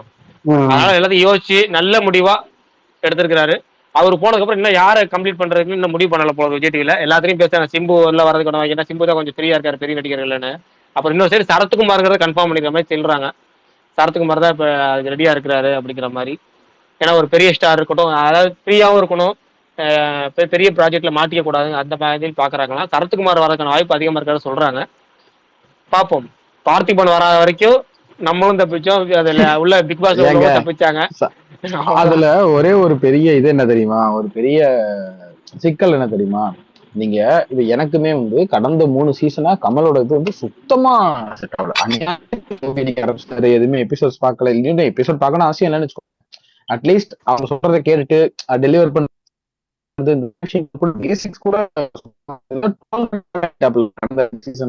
அதுவும் நீங்க பேசுறது பிரேக் ஆகி கேக்குது எனக்கு மட்டுமா? ஆதி ப்ரோ நீங்க பேசுறது பிரேக் ஆகி கேக்குது, லைட்டா பிரேக் ஆகுது. இப்ப கேக்குதா? கேக்குதாங்கிறது கேக்குது தெளிவா. இல்ல மத்தவங்க பேசுறதோட இவர் பேசுறது எப்பவுமே ஒரு டியூன் மாதிரியே இருக்கும். இவர் பேசுறது மட்டும் விட்டு விட்டு இல்ல நீங்க பேசுறது விட்டு விட்டு கேக்குறது, அது ஒரு மியூசிக் கேக்குற மாதிரியே இருக்கும். தூரமா போயிட்டு போயிட்டு வரும். ஓ இப்ப கேக்குதா கேக்கலையா? கேக்குது தெளிவா கேக்குது. இப்ப கேக்குது. அவர் சொன்னதுல கொஞ்சம் மயங்கிட்டேன். ஏன்னா டியூனா சொன்னாரா, உண்மையாலே அப்படிதான் இருக்கும். அலைவரிசை ஏறி இருக்கிற மாதிரி ஒன்னு ஹை பிச்சில் ஒன்னு லோ பிச்சில் மாறி மாறி வரும். அது கரெக்டாக சொன்னார். ஆனா அது அடிப்படையாவே நமக்கு ஒரு பாடகன் அப்படிங்கிறதுனால அப்படின்ற அடே அப்பா சரி சொல்லுங்க. ஆக்சுவலி கடந்த 3 சீசன்ல ரொம்ப கெட்ட குறிப்பா லாஸ்ட் 2 சீசன் ட்ரோல் பண்ணாங்க. பிக் பாஸ் சொன்னாங்கன்னா அப்படின்ற மாதிரி அடிச்சதே கம்மின்ற மாதிரி ஆயிடுச்சு. இப்ப லாஸ்ட் ரொம்ப மோசம் ஆயிடுச்சு. இல்ல ரொம்ப பிரேக் ஆகுது. இல்ல இப்ப திரும்ப ரொம்ப பிரேக் ஆகுது. இல்ல ரொம்ப பிரேக் ஆரம்பிச்சு விட்டுருவோம். கண்டென்ட் அது இந்த நீங்க சொல்ல வர விஷயம் புரிஞ்சிருச்சு. கடந்த 2-3 வருஷம் கமலே ட்ரோல் பண்ற மாதிரி ஆயிடுச்சு. கமலே நம்ம ட்ரோல் பண்ற மாதிரி ஆயிடுச்சுங்கிறது சொல்ல வர்றீங்க. அதுதான். ஏன்னா அதுவே கொஞ்சம் நிறைய பத்தி கேட்டுச்சா இல்லையான்னு கேட்கல. பர்னி கேட்டுச்சா? லைட்டா தான் கேட்டுச்சு. ஆக்சுவலா கண்டென்ட் என்ன சொல்ல வராருன்னு புரிஞ்சிச்சு. பட் ஆனா புரிஞ்சிருச்சு. அதான் கமல் கேட்கலாம். பெட்டர் மூவ் தான். ஏன்னா சொன்னாப்ல லாஸ்ட் சீசன்லாம் போட்டு வச்சு செஞ்சுட்டாங்க. சோ இந்த சீசன் படம் ஆனா உண்மையா நல்ல முடிவு. ஏன்னா சினிமா இண்டஸ்ட்ரியில் ரொம்ப இப்ப பழையபடி உச்சத்துக்கு வந்துட்டாரு. இந்த அப்படியே மெயின்டைன் பண்ணணும் அப்படின்னா இது மாதிரி பல விஷயங்களை தவிர்க்கிறதா நல்லது. தவிர்த்துட்டாரு, சந்தோஷம். ஒரு டவுட் இல்லையா, இன்னைக்கு ஒரு கொரியன் கதை படம் ஒண்ணு சொல்லலாம்னு ஆசை. இன்னைக்கு ஒரே ஒரு டவுட் எனக்கு 2 மணி நேரம் சொல்ல விட்டோம். சொல்லுங்க. இல்ல இப்ப இந்த ஆடியோ லான்ச் பத்திலாம் லைவ் எக்ஸ்பீரியன்ஸ் எல்லாம் நிறைய பேருக்கு கிடையாது, எனக்கும் இல்ல. ஸோ நான் அதனாலதான் இப்ப அவர் ஆதி ப்ரோ பேசின வாசி கேட்கிறேன். நார்மலா இதுல வந்துட்டு ஹோஸ்டோட வேலை வந்து திருப்பி டிவி சேனல்ஸ்ல பண்ற மாதிரி டாக் பேக்குக்கு ஆக்ட் பண்றதுதான் இருக்குமா, இல்ல அவங்க இனோவேட்டிவா ஏதாவது பண்ண முடியுமா? ஏன்னா இது நம்ம இந்த RRR இதுலயே நடந்தது இல்ல. கீழே உட்காந்து சிவகார்த்திகேயன் வந்து அந்த ரெஃபரன்ஸை கொடுத்ததுக்கு அப்புறம் தான் வந்துட்டு RJ விஜயே வந்துட்டு அந்த மற்ற மியூசிஷியன்ஸ் பத்தி அந்த டெக்னீஷியன்ஸ் பத்தி பேசினாரு, அவங்கள பத்தி இது பண்ணாரு. ஸோ இது மாதிரி இப்ப இங்க நடந்ததுக்கும் இப்போ இவர் சொன்ன எல்லாத்துலயுமே ஹோஸ்டோட மிஸ்டேக் அப்படின்ற மாதிரி அதை எடுத்துக்கணுமா, இல்ல இது இந்த ஆர்கனைசிங்லயே வந்து ப்ராப்ளம் இருக்கு, அவங்களோட டாக் பேக் வந்து இஷ்யூவா இருக்கு? ஓ இல்ல நான் கேக்குதா நான் பேசுறது? தெளிவா கேக்குது சொல்லுங்க. அதான் வைஃபை ஆஃப் ஆயிருந்துச்சு போல ஆட்டோமேட்டிக்கா, அதனால இப்படி இதுவாயிருக்கு. மொபைல் டேட்டாக்கு மாறினதுனால ஏதோ பிரேக் ஆயிருக்கு முன்னாடி. ஆக்சுவலி வந்து ஹோஸ்டோட ப்ராப்ளம் வந்து நான் சொன்னது வந்து ஹோஸ்ட் என்னன்னு சொன்னா, அவங்கள கூப்பிடும் போது இப்ப ரைட்டர்னு வச்சுக்கோங்க, இவர் வந்து ரைட்டர் தமிழ் பிரபாவை கூப்பிடுறோம் அப்படின்னு சொன்னாங்கன்னு வச்சுக்கோங்க. அதுக்கு முன்னாடி சர்பட்டா வேலை பார்த்திருக்காரு, ப்ளூ ஸ்டார் வேலை பார்த்திருக்காரு அப்படின்னு சொல்லி கூப்பிடுறத விட அப்படின்னு சொல்லி கூப்பிட மாட்டாங்கன்னு சொல்றேன். நார்மலா கூப்பிடுறாங்க. படத்தோடைய டெக்னீஷியன்ஸ் எல்லாத்தையும் கூப்பிடுறோம், செல்வா வாங்க, தமிழ் பிரபா வாங்க, செல்வா தமிழ் பிரபா இப்படி கூப்பிடுறாங்க. ஆதிபுரம் இன்னும் திரும்ப ஸ்டெக் ஆக ஆரம்பிச்சிருச்சு. அவர் சொல்ல வர விஷயம் என்னன்னா, ஒரு டெக்னீஷியனை கூப்பிடுறோம் அப்படின்னா அவங்க யாருன்னு ஒரு சின்ன அறிமுகமாச்சு கொடுத்துட்டு கூப்பிட்டா நல்லா இருக்கும் அப்படிங்கிறாரு. ரொம்ப சின்ன உதாரணமா சிங்கம்புலி சொல்றாருல, சிங்கம்புலிக்கு வந்து பேட்டி பாத்தீங்களா, அடுத்து சிங்கம்புலி வாங்க அப்படின்னு சொல்றத விட சிங்கம்புலி ஒரு டேரக்டருக்கு ஆக்டரா வந்தாரு, டேரக்டர் வந்து ஒரு பண்ணாரு, ஆக்டரா இருந்து நல்ல ஒரு சில படங்களோட ரெக்கார்ட் படிச்சாரு. இப்ப அவர் பேச வராருன்னு சொன்னா நல்லா இருக்குமே அவர் ஃபீல் பண்ணுவாரு, சொல்ல வராரு. அவ்வளவுதான். இது என்னோட டவுட் என்னன்னா, அது வந்து ஹோஸ்டோட விஷயமா இல்ல அது ரிட்டன் ஸ்கிரிப்ட் ஹோஸ்ட் இது பண்றதுனால இந்த மாதிரி ஆகுது? இல்ல பெரும்பாலும் ரிட்டன் ஸ்கிரிப்ட் தான். அதுக்கப்புறம் அந்த ஹோஸ்ட் கொஞ்சமாச்சு ஒர்க் பண்ணணும். நம்ம ஒரு ஈவெண்ட் ஒர்க் பண்ண போறோம்னா அந்த ஈவெண்ட்டை பத்தி தெரிஞ்சுக்கிட்டு அதை வேற யார் வராங்களோ தெரிஞ்சு கொஞ்சம் ஹோம்ஒர்க் பண்ணிட்டு அடிஷனல் சில விஷயங்கள் சேர்ப்பாங்க. இப்ப சிவகார்த்திகேயன் ஹோஸ்ட் பண்ற முன்னாடி ஹோஸ்ட் பண்ணாருல, இப்ப அவர்லாம் பாத்தீங்கன்னா நிறைய ஒர்க் அவரே பண்ணுவாரு, என்னதான் ஸ்கிரிப்ட் பண்ணுவாரு, இருந்தாலும் சிவகார்த்திகேயன் தன்னோட எஃபர்ட் சேர்த்து போடுவாரு. அது மாதிரி எஃபர்ட் போடணும். பேச வரவங்க அட்லீஸ்ட் ஸ்டேஜ் ஒரு 20 பேர் இருக்கும், அது 20 பேர் தெரிஞ்சுக்கணும். அதுதான் வந்து ஹோஸ்டோட ஒரு சின்ன பேசிக் வரும். இன்னைக்கு ஒரு டாபிக் பேச போறோம், ஆமா இன்னைக்கு ஒரு டிடி பண்ணுவாங்க. டிடிலாம் பேச ஆரம்பிச்சாங்கன்னா எல்லாம் டோட்டலா பேசுவாங்க, அந்த அளவுக்கு பேசுவாங்க. அது போக இன்னொரு பொண்ணு ஒருத்தவங்க இருக்காங்க, அது சொல்லக்கூடாது, அந்த பழைய ஈவெண்ட்ல எனக்கு அவங்க பேர் தெரியாதனால சொல்றேன், மாநிலமா இருப்பாங்களா கொஞ்சம் டார்க்கா, அவங்க வந்து சூப்பரா ஹோஸ்ட் பண்ணுவாங்க கொஞ்சம் எல்லாத்தையும் சொல்லி. ஆமா ஆமா ஆமா நீங்க உங்க சைடுல இருந்து வொர்க் பண்ணிட்டு வந்திருக்கீங்க. ஒரு நிமிஷம், நான் நிறைய பத்திரிகையாளர் சந்திப்புலாம் வந்திருக்கேன், அதனால ஒரு சில விஷயங்கள் சொல்லலாம்னு ஆசைப்படுறேன். ஒண்ணு என்னன்னா, முதல்ல டைமிங் வந்து ரொம்ப முக்கியம். 2 மணி நேரம். இப்ப பிரசாத்ல ஒரு ஷோ, ஒரு பத்திரிகையாளர் சந்திப்பு நடக்குதுன்னா 12 to 3 ஒரு படத்துக்கு நடக்கும், 3 to 6 ஒண்ணுத்துக்கு நடக்கும், 6 to 9 இந்த மாதிரி ஒரு பிரசாத்ல நடக்குதுன்னா இந்த மாதிரி எல்லாம் நிறைய புக் பண்ணியிருப்பாங்க. ஆனா இதே வந்து நீங்க சத்தியம் தியேட்டர்ல இதே மாதிரி ஒரு ஆடியோ லான்ச் காலையில வைக்கிறாங்கன்னா 9 மணிக்கு வர சொன்னா எல்லாம் ஒரு 10-10:15 தான் வருவாங்க. அது என்னதான் 8:30க்கெல்லாம் வந்துருங்கன்னா சொன்னாலும் 10 மணி தான் எல்லாரும் வருவாங்க. ஸோ 12 மணிக்கு அவன் ஷோன்னும் போது 2 மணி நேரத்துல நீங்க கூடுமானவரை அந்த நிகழ்ச்சியை சிறப்பா தொகுத்து வழங்கி அனுப்பணும். ஓகே, அந்த 2 மணி நேரத்துல முடிக்கணும். அதே நேரத்துல நிறைய பேச ஆரம்பிக்கிறாங்கன்னா அந்த நேரத்துல போய் இல்லைங்க ஷோ ஆரம்பிச்சுன்னு கொஞ்சம் சீக்கிரமா பேசி முடிங்கலாம் அப்படின்னு சொல்லுவாங்க. சில பேர் மைக் அடிச்சிருச்சுன்றதுக்காக இடம்பொருள் ஏவல் இல்லாம நிறைய பேசுவாங்க. இது ஒண்ணு. பொதுவா எக்ஸ்பீரியன்ஸா இருக்கக்கூடிய இப்ப அவர் சொன்னதுதான், அது சொன்னதுதான். ஏன்னா ஒரு ஒரு படைப்பாளி 2-3 வருஷம் கழிச்சு தான் வராங்க மேடைக்குன்னும் போது அவங்களுடைய முன்னாடி செஞ்ச சில விஷயங்களை சொல்லும் போது ஓ அவரு தானே இவரு அப்படின்னு அதை யோசிக்க முடியும். இப்போ உதாரணத்துக்கு சிங்கம்புலி வந்து இத்தனை படம்லாம் டைரக்ட் பண்ணியிருக்காரு அவரு அப்படின்றத அந்த அறிமுகம் மூலமாக ஞாபகப்படுத்த முடியும். இது வந்து ஒரு ஹோஸ்டுடைய முக்கியமான வேலை. வாங்க பேசுங்க இப்ப அடுத்ததாக வர்றது அப்படின்றது எல்லாருமே சொல்லுவாங்க. இப்போ உதாரணத்துக்கு தமிழ் பத்திரிகையாளர்கள்ல வந்து கவிதா அவங்க ரொம்ப அழகா கொஞ்சம் எதுக்கு முனையானாலும் அவங்க ஸ்கிரிப்டை நல்லா எழுதி பேசுவாங்க. அதே நேரத்துல டிடி, கோபிநாத், சிவகார்த்திகேயன் இவங்கெல்லாம் வந்து ஹோஸ்ட் பண்ணும்போது பாத்தீங்கன்னா நிறைய டீட்டெயில்ஸ் சொல்லுவாங்க. ரொம்ப சுவாரஸ்யமாவும் இருக்கும். அதுதான் வந்து இங்க இருக்கிற இளைய தலைமுறை தொகுப்பாளினிகள் கிட்ட வந்து ரொம்ப குறை. இப்ப டிடிலாம் வந்து அதை வந்து தன்னை வந்து அதுக்கு வந்து ஒப்பு கொடுக்கும்போது இப்ப அர்ச்சனாலாம் பண்ணும்போது ஸோ நிறைய விஷயங்கள் இது இன்னொன்னு பதட்டங்கள் இருக்கும். மேடையில வந்து பதட்டங்கள் இருக்கும். பேசுறதுக்கு வந்து நிறைய எல்லாம் இருக்கும். சில நேரத்துல சொல்லணும்னு நினைப்போம், சில நேரம் மறந்துடுவோம். பதட்டம் இவங்க வராங்க அவங்க வராங்கன்றதுலாம் ஓகே. ஆனா நீங்க ஸ்கிரிப்ட்லயே நீங்க வந்து முன்னாடியே ஒருத்தவங்களை பத்தி எழுதும்போது பேசும்போது அது சரியா நீங்க பண்ணிட்டீங்கன்னா அது கரெக்டா போய் சேரும். அதை நிறைய பேர் அங்க செய்யறது இல்லை. அது செஞ்சாங்கன்னா நல்லா இருக்கும். ஏன்னா அதுதான் ஒரு படைப்பாளிக்கான அங்கீகாரம். மற்ற படம் மாதிரி தேட்டருக்கு போயிட்டு வர்றது இல்லை. மேடை ஏறுறதுன்றது அவனுக்கு வந்து 3 வருஷத்துக்கு ஒரு வாட்டி 2 வருஷத்துக்கு ஒரு வாட்டி நடக்கிற விஷயமாக இருக்கும்பொழுது அவங்களுக்கான அங்கீகாரத்தை வந்து கண்டிப்பா வந்து ஹோஸ்ட் வந்து கொடுக்கணும்ன்றதுதான் வந்து அதுக்கான விஷயம். அவங்க அதுக்கான செயல்படணும் விஷயம். இல்ல இதுல எனக்கு ஆக்சுவலா நீங்க சொல்றது தெளிவா புரியுது. ஹோஸ்டோட அடிஷனல் ஒர்க்கா இதை பாத்துக்கணும், அதுதான் இன்வால்வ்மெண்ட் அப்படிங்கிற மாதிரியான விஷயம் தான் நம்ம பேசுறோம்.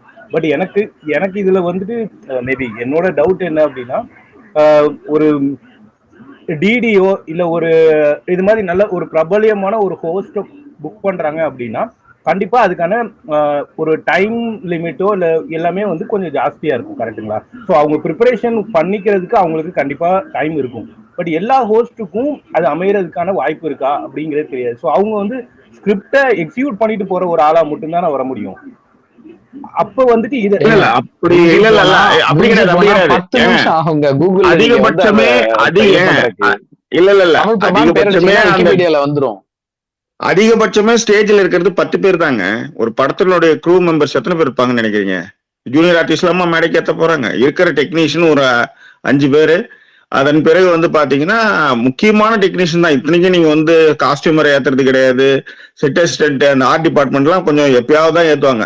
ஸோ மோஸ்ட்லி இது எடிட்டர் விஷயங்கள், ரைட்டர்ஸ் இந்த மாதிரியான படைப்பாளிகள் அவங்க வந்து சிறப்புற செய்யும் போது அவங்கள பத்தி பேசுறதுல என்ன தப்புன்றதுதான் கேள்விகளே. அதுக்கு டைம்லாம் இல்ல. முத நாள் செஞ்சாங்கன்னா 10 நிமிஷம் இல்ல 15 நிமிஷத்துலயே உங்களுக்கு வந்து அவங்களை பத்தி 2 வரி எழுதுறதோ இல்ல ஒரு டைரக்டர் எவ்வளவு அசிஸ்டன்ட் டைரக்டர் கூட்டு வச்சுட்டு பேசினா கூட அவங்க சொல்லுவாங்க அவர் இந்த படம் ஒர்க் பண்ணிருக்காருங்க. விக்கிபீடியா கூட போவானா அவர் இந்த படம் ஒர்க் பண்ணிருக்காருங்கன்னு கூட அசிஸ்டன்ட் டைரக்டர்ஸ் குரூல கேட்டாலே சொல்ல போறாங்க. அந்த முனைப்பு தான் எடுக்கணும்ன்றதுதான் இப்போ ஒருத்தர் பேசினார்ல அவர் அதை தான் சொன்னாரு. அதனால வந்து இன்னொன்னு இருக்கு இன்னொன்னு இருக்கு. இப்ப டிடி சிவகார்த்திகேயன் எல்லாம் பண்றாங்கன்னா அந்த நேரத்துல நல்லா நிறைய காசு வாங்க. இவங்களான பேமெண்ட்டுக்கான சில விஷயங்கள்னு ஒண்ணு இருக்கு. இவங்களுக்கு கொடுத்தா இது இந்த மாதிரி கொடுத்தாலே போதும் அப்படின்ற மாதிரியும் இருக்கும். பட் எனிவே இதுல சாதக பாதங்கள் இருக்கு. அதுக்கப்புறம் நேரங்கள் இருக்கு. இத்தனை மணி நேரத்துல முடிக்கணுன்றதுலாம் இருக்கு. ஆனா ஒருத்தவங்க வந்து இன்ட்ரோ பண்ணி மேடை ஏத்தும் போது அவங்கள பத்தி 4 வார்த்தைகள் சொல்றது நல்லது அப்படின்றதுதான் என்னுடைய தரப்பு. இல்ல அது நல்லது ப்ரோ, கண்டிப்பா பண்ணணுங்கிறது எனக்கும் புரியுது. பட் என்னோட டவுட் என்ன அப்படின்னா, ஒண்ணு நான் வந்து நெட் சோர்ஸ் இந்த மாதிரி ஈஸியா கிடைக்கிற ஒரு நெட் சோர்ஸை வந்து ரிலே பண்ணி இருக்க முடியாது. ஏன்னா தப்பா சொல்லிடக்கூடாது. ஒண்ணு. ரெண்டாவது விஷயம் என்ன பாக்குறேன் அப்படின்னா, இது வந்து அவங்க இது எப்படியும் ஒரு ஸ்கிரிப்டடான ஒரு விஷயங்கிறப்ப இது ஆர்கனைசர் வந்துட்டு ஹேண்டில் பண்ண வேண்டிய ஒரு விஷயமா பாக்குறேன், ஹோஸ்டை தவிர. ஏன்னா ஹோஸ்ட் நீங்க யார் வேணாலும் ரிப்ளேஸ் பண்ணிட்டு போகலாம் கடைசி நேரத்துல. ஸோ ஆர்கனைசரே இந்த ஸ்கிரிப்டடா இது ரெடியா இருக்கணும் அப்படிங்கறதா தான் நான் பாக்குறேன்னு நான் சொல்றேன். ப்ரோ ஒரே ஒன்று சொல்லிக்கிறேன். ஆர்கனைசர் யார் அப்படின்னா பிஆர்ஓ தான் ப்ரோ ஆர்கனைஸ் பண்ணுவாங்க. பிஆர்ஓ வந்து அவர் வந்து மற்ற வேலைகளை பார்ப்பாரா இல்ல வந்து உட்காந்து இவங்களுக்கு எழுதி தர வேலையை பார்ப்பாங்களா ப்ரோ? அதை சரி, யோசிக்கணும் ஸ்கிரிப்ட் நீங்க. யார் ப்ரோ பண்ணுவா? இல்ல எனக்கு ஹோஸ்ட் தாங்க பண்ணணும். ப்ரோ ஸ்கிரிப்ட் எல்லாம் ஹோஸ்ட் தான் ஹோஸ்ட் ப்ரோ தான் ப்ரோ, அதுக்கு பண்ணணும். வேற அதான் எதுக்குமே ப்ரோ காசு வாங்குறாங்க? இல்ல புரியல எனக்கு எனக்கு. தெரியாது, அதனாலதான் இந்த கொஸ்டின் கேக்குறேன். இப்ப வந்து ஹோஸ்ட் தான் இல்ல பண்ணணும் ப்ரோ, தெரியல அவ்வளவுதான் சிம்பிள். தெரியல. இப்ப நாங்க 2 பேரும் வந்து அதை நேர்ல பாத்துருக்கோம்ல, அதுதான் நாங்க சொல்றோம். அது ஹோஸ்டுக்கு தான் வந்து ரெஸ்பான்சிபிலிட்டி இருக்கு. ஹோஸ்ட் தான் தான் வேலையை செய்யறப்ப அவங்க தான் அதுல வந்து முனைப்பா இருக்கணும்ன்றதான் சொல்றோம். அப்படி உங்களுக்கு வந்து டைமே இல்லைன்னா கூட இருக்கிற அசிஸ்டன்ட் குரூவை கூட்டாலே அவங்க எல்லா விஷயமும் சொல்லிடுவாங்கன்னு தான் நான் சொல்ல வர்றது. That's all. ஓகே.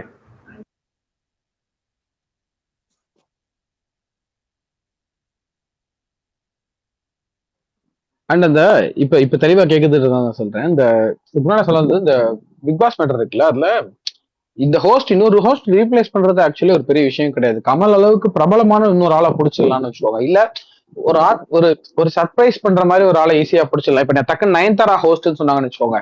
இது வரைக்கும் வேற எந்த மொழியிலயுமே ஒரு ஃபீமேல் ஹோஸ்ட் இருந்தது கிடையாது. ஸோ ஃபர்ஸ்ட் டைமா ஒரு ஃபீமேல் ஹோஸ்ட்னா கூட டக்குன்னு அட்டென்ஷனை புல் பண்ணிடும், ஈர்த்துரும், அது எல்லாமே பண்ணிடும். ஆனா கமல் ட்ரோல் ஆனா கூட, போன 2 சீசன்ல சரியா பண்ணலன்னா கூட, கமல்னு ஒருத்தர் இருக்காரு அப்படின்னா அது ஒரு வேல்யூ ஆட் பண்ணும் அந்த ஷோக்கு. ஒரு டக்குன்னு ஒரு இன்டெலெக்சுவல்னஸ் கொண்டு வரும் அந்த ஷோக்கு. ஓகே, ஏதோ வந்து இவரு யூஸ்வலா அணுகிற மாதிரி அணுக மாட்டாரு. இப்ப ஃபார் எக்ஸாம்பிள் கால் மேல கால் போட்டு ஒருத்தவங்க உட்காந்துட்டு இருந்தாங்க அப்படின்னா, இப்ப மத்த ஹோஸ்ட் முன்னாடி அவங்கள வந்து கால் மேல கால் போடாதீங்கன்னு சொன்னா கமல் ஆனா சொல்லுவாரு, இல்ல இல்ல என் மேல உங்க கால் போடாத வரைக்கும் பரவாயில்ல, உங்க கால் மேல நீங்க கால் போட்டுக்கலாம், இதெல்லாம் நீங்க ஃபாலோ பண்ண தேவையில்லன்னு சொல்லுவாரு. இது ஒரு இம்பார்ட்டன்டான வேல்யூ அடிஷன், ஒரு இன்டெலெக்சுவலான வேல்யூ அடிஷன் அந்த ஷோக்கு.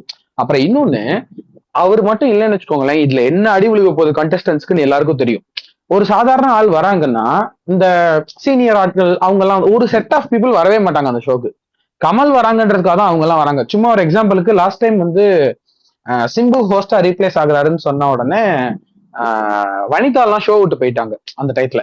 சோ இவங்களுக்கு என்னன்னா, கமல் சொன்னா நான் கேட்டுக்குவேன், அது எனக்கு ஓகே. ஆனா மத்தவங்களை இப்ப ஃபார் எக்ஸாம்பிள் வையாபுரி மாதிரி ஒருத்தர் இருக்காருன்னு வச்சுக்கோங்களேன், அவங்க கமல் சொன்னா கேட்கலாம் அப்படின்னு நினைப்பாங்க. ஆனா மத்தவங்கன்னா, ஏன்பா நீ ஏன் எனக்கு அப்புறம் ஃபீல்டுக்கு வந்தவன், நீ ஏன்பா எனக்கு அட்வைஸ் பண்றன்ற ஒரு டோன்ல அவங்க அணுகிட்டாங்கன்னா, இந்த மொத்த ஷோவுமே எதை பேஸ் பண்ணிருக்குன்னா, ஐயோ சண்டே ஒருத்தர் வருவாரு, அந்த ஹோஸ்ட் நம்மள கேட்பாருன்ற அந்த பயத்தை பேஸ் பண்ணி தான் இந்த மொத்த ஷோவே காயின் இருக்குன்ற பட்சத்துல அந்த இன்டெலெக்சுவல் ஃபேஸும் அந்த மரியாதையும் ஒரு சேர பெற்ற ஒரு ஆள் வந்து வேற யாருமே கிடையாதுங்க இண்டஸ்ட்ரியில ஏற்கனவே இருக்கிற இது. சோ அப்புறம் மக்கள் மத்தியிலேயே அந்த முகம் இருக்கணும்ல, அது ரொம்ப கம்மி. எனக்கு தெரிஞ்ச அந்த வகையில பார்த்தா விஜய் சேதுபதி மேபி ஹோஸ்ட் பண்ணலாம். அவருக்கு வந்து ஒரு அந்த அந்த அந்த ஒரு இன்டெலெக்சுவல்னஸும் எல்லா மக்களும் இவர் கரெக்டா பேசுறாருல அப்படின்னு ஏத்துக்கிற மாதிரியான ஒரு அமைப்பு இருக்கிற ஒரு ஆள் வந்து விஜய் சேதுபதினு நான் பாக்குறேன். பட் எனக்கு சிம்பு நடத்துனது மொத்தமாவே வேற மாதிரி நடத்தினாப்ல. அவர் ஒரு மாதிரி ஜாலியா ஃபன் மாதிரி கொண்டு போயிட்டாப்ல. அந்த ஷோவை முடிச்சுதான் வச்சாப்ல சிம்பு. பட் ஒரு ஷோவை மொத்தமா எடுத்து சிம்புவால் நடத்த முடியுமான்னு எனக்கு தெரியல. ஆனா எனக்கு சிம்பு நடத்தின அந்த விதம் பிடிச்சிருந்துச்சு. ஆனா அவரால் மொத்தமா ஒரு ஷோ எடுத்துக்க முடியுமான்னு தெரியல எனக்கு. அது வந்து எனக்கு தெரிஞ்சு விஜய் சேதுபதியால பெட்டரா பண்ண முடியும்னு தோணுது. சரத்குமார் எனக்கு சுத்தமா நம்பிக்கை கிடையாது. ஏன்னா அடிப்படையா அவரு மேடையில் பேசும்போதே அவ்வளோ என்ன சொல்றது, இந்த ஷோவை நடத்துறதுக்கு ஒரு சின்ன முற்போக்கான ஒரு முகம் தேவை. ஒரு இல்ல அந்த 10ல இருந்து தனிச்சு தெரியணும் அந்த ஆளு. அந்த ஒரு 10 பேர் பேசுறாங்கன்னா அந்த மாதிரி ஒரு ஆள் தான் நடத்த முடியும்னு நினைக்கிறேன். சோ அந்த வகையில எனக்கு தெரிஞ்சு கமல் கருத்து விஜய் சேதுபதி தான் நடத்த முடியும்னு நான் நம்புறேன். ரம்யா கிருஷ்ணன் ஆக்சுவலா 1 வீக் நடத்தினாங்க, செம்ம போல்டா நடத்தினாங்க. உண்மை. இப்ப நானும் இன்னைக்கு வீடியோல நான் கமல் போனாருன்னு அதுக்கு நான் வீடியோ போட்டேன். அதுல நான் விஜய் சேதுபதி அண்ட் கோபிநாத் 2 பேரையும் சொன்னேன். கோபிநாத் நிறைய ஷோ பண்றாரு, பட் விஜய் சேதுபதி கேப்பபிள். ஏன்னா விஷயங்களை அணுகிறதுல இருந்து சரி தவறுகளை பேசுறதுல இருந்து கரெக்டா இருக்கணும். அதே மாதிரி முற்போக்கு சிந்தனையும் கொஞ்சம் இருக்கிற மாதிரி இருக்கணும். அது ரம்யா கிருஷ்ணன் பண்ணாங்க. ஆனா அவங்க வந்து இந்த பியூட்டி அந்த மாதிரியான கான்செப்ட் எல்லாம் அவங்க வந்து ஓன் ஜாக்கெட் நல்லா இருக்கு, ஏன் ஜாக்கெட் அந்த மாதிரிலாம் கொஞ்சம் அந்த பியூட்டி கான்சியஸ் எல்லாம் கொஞ்சம் போச்சுன்னு வச்சுக்காங்களேன்.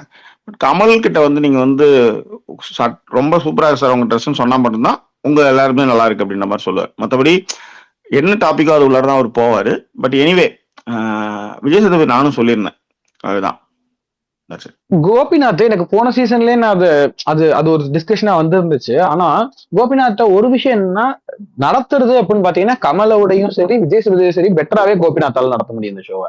ஆனா ஒரு ப்ராப்ளம் என்னன்னா, கோபிநாத் சொன்னா அவங்க எல்லாம் கேட்பாங்களா, பயப்படுவாங்களா அப்படிங்கிற அந்த ஒரு ஃபேக்டர் இருக்குல்ல, அது கொஞ்சம் மிஸ் ஆகும். அந்த மரியாதைன்னு இருக்குல்ல, ஒரு ஹோஸ்டுக்கு மரியாதை கொடுக்கறதுன்றது இருக்குல்ல, அவர் ஒரு மாதிரி லைட்டா டீல் பண்ண கூட வாய்ப்பு இருக்கு. ஆனா கமல் அப்படி டீல் பண்ண மாட்டாங்கல்ல. கமல் ஒரு வாட்டி முறைச்சாருனா, இல்ல பேசாம உட்காருங்கன்னு சொல்றேன் இல்லைன்னா கம்னு ஆயிடுவாங்க. இல்ல நீ பேசுற தப்பு, இதை பண்ணாதீங்க அப்படின்னு சொன்னா கம்னு ஆயிடுவாங்கல்ல. அந்த மரியாதை இல்லாம கொஞ்சம் எதிர்த்து பேச ஆரம்பிச்சிட்டாங்கன்னு வச்சுக்கோங்களேன், கொஞ்சம் அது ஒரு மாதிரி குவாரல் மாதிரி போக ஆரம்பிச்சுன்னு வச்சுக்கோங்க. அந்த ஷோ ஃபார்மேட்டுக்கே அது கெடுதல் மாதிரி. உண்மைதான். அதுல என்னன்னா அனுபவங்கள் மூலமா தான் எதிராளியை நீங்க அடக்க முடியும். மரியாதை அந்த விஷயங்கள்லாம் கமல் வந்து அவருடைய அனுபவங்கள் மூலமா தான். இப்ப நீங்க ஏதாவது ஒரு விஷயம் சொன்னீங்கன்னா அதுக்கு ஒரு எங்கேயோ படிச்ச விஷயத்தையோ இல்ல ஏதோ உலக சம்பவத்தையோ எட்டுனது உதாரணத்துக்கு எடுத்துட்டு வருவாரு. அந்த மாதிரியாக ஹேண்டில் பண்ற மாதிரியான ஒரு கெப்பாசிட்டி இல்ல இது அனுபவம் மட்டும் இல்ல ப்ரோ. நான் சொல்றது நீங்க பவர் டைனமிக்ஸ் சொல்லுவாங்கல்ல. இப்ப நீங்க நானி நடத்தினாருங்க இதுல தெலுங்குல. அப்ப கூட அவங்க அதே மரியாதை கொடுத்தாங்க. ஏன்னா இவரால் நமக்கு ஒரு இப்ப வர்றவங்க மேக்ஸிமம் மீடியா சேர்ந்தவங்க இல்ல சினிமால பெரிய ஆளாவுன்னு நினைக்கிறவங்க தானே. சோ இவரால நமக்கு ஏதாவது அனுகூலங்கள் இருக்கும், ஆதாயங்கள் இருக்கும்ன்றதுனால அவங்க கொஞ்சம் நல்லபடியா நடந்துக்குவாங்க. அவங்க கிட்ட ஹோஸ்ட் மரியாதை கொடுப்பாங்க. சோ அந்த இப்ப அது வந்து விஜய் சேதுபதி இருந்தாலும் நாளைக்கு விஜய் சேதுபதி நமக்கு வாய்ப்பு கொடுப்பாரு.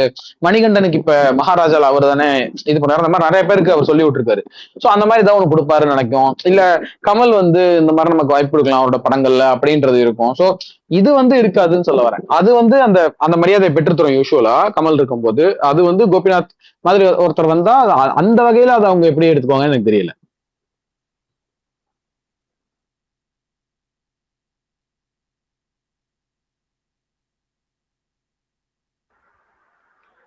தோலு ப்ரோ. எஸ் சொல்லுங்க பரணி. இல்ல அது ஒரு வகையில பாலிவுட்ல இருந்து இல்ல பாலிவுட்ல இருந்து சல்லுபாய் இறக்குனா கமலை இந்த பக்கம் ஓடிடுவாரு. அந்த அளவுக்கு ஒரு ஹோஸ்ட் அவரு. ஏங்க நீங்க வேறங்க. அப்போ அவரோட எபிசோட் நான் ஒண்ணு ஏதோ ஒரு ரீல்ல பாத்திருக்கேன்.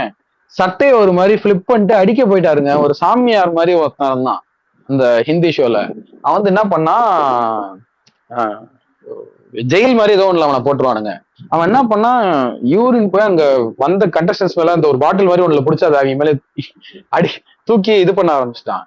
என்னடா இவ்வளவு கேவலமா இருக்கு, என்னடா இப்படி போறீங்க அப்படின்னு நினைச்சிட்டு இருந்தா வீக்கெண்ட் ஷோல இவர் வந்து சட்டையை பிளிப் பண்ணிட்டு போய் அடிக்க போயிட்டாரு.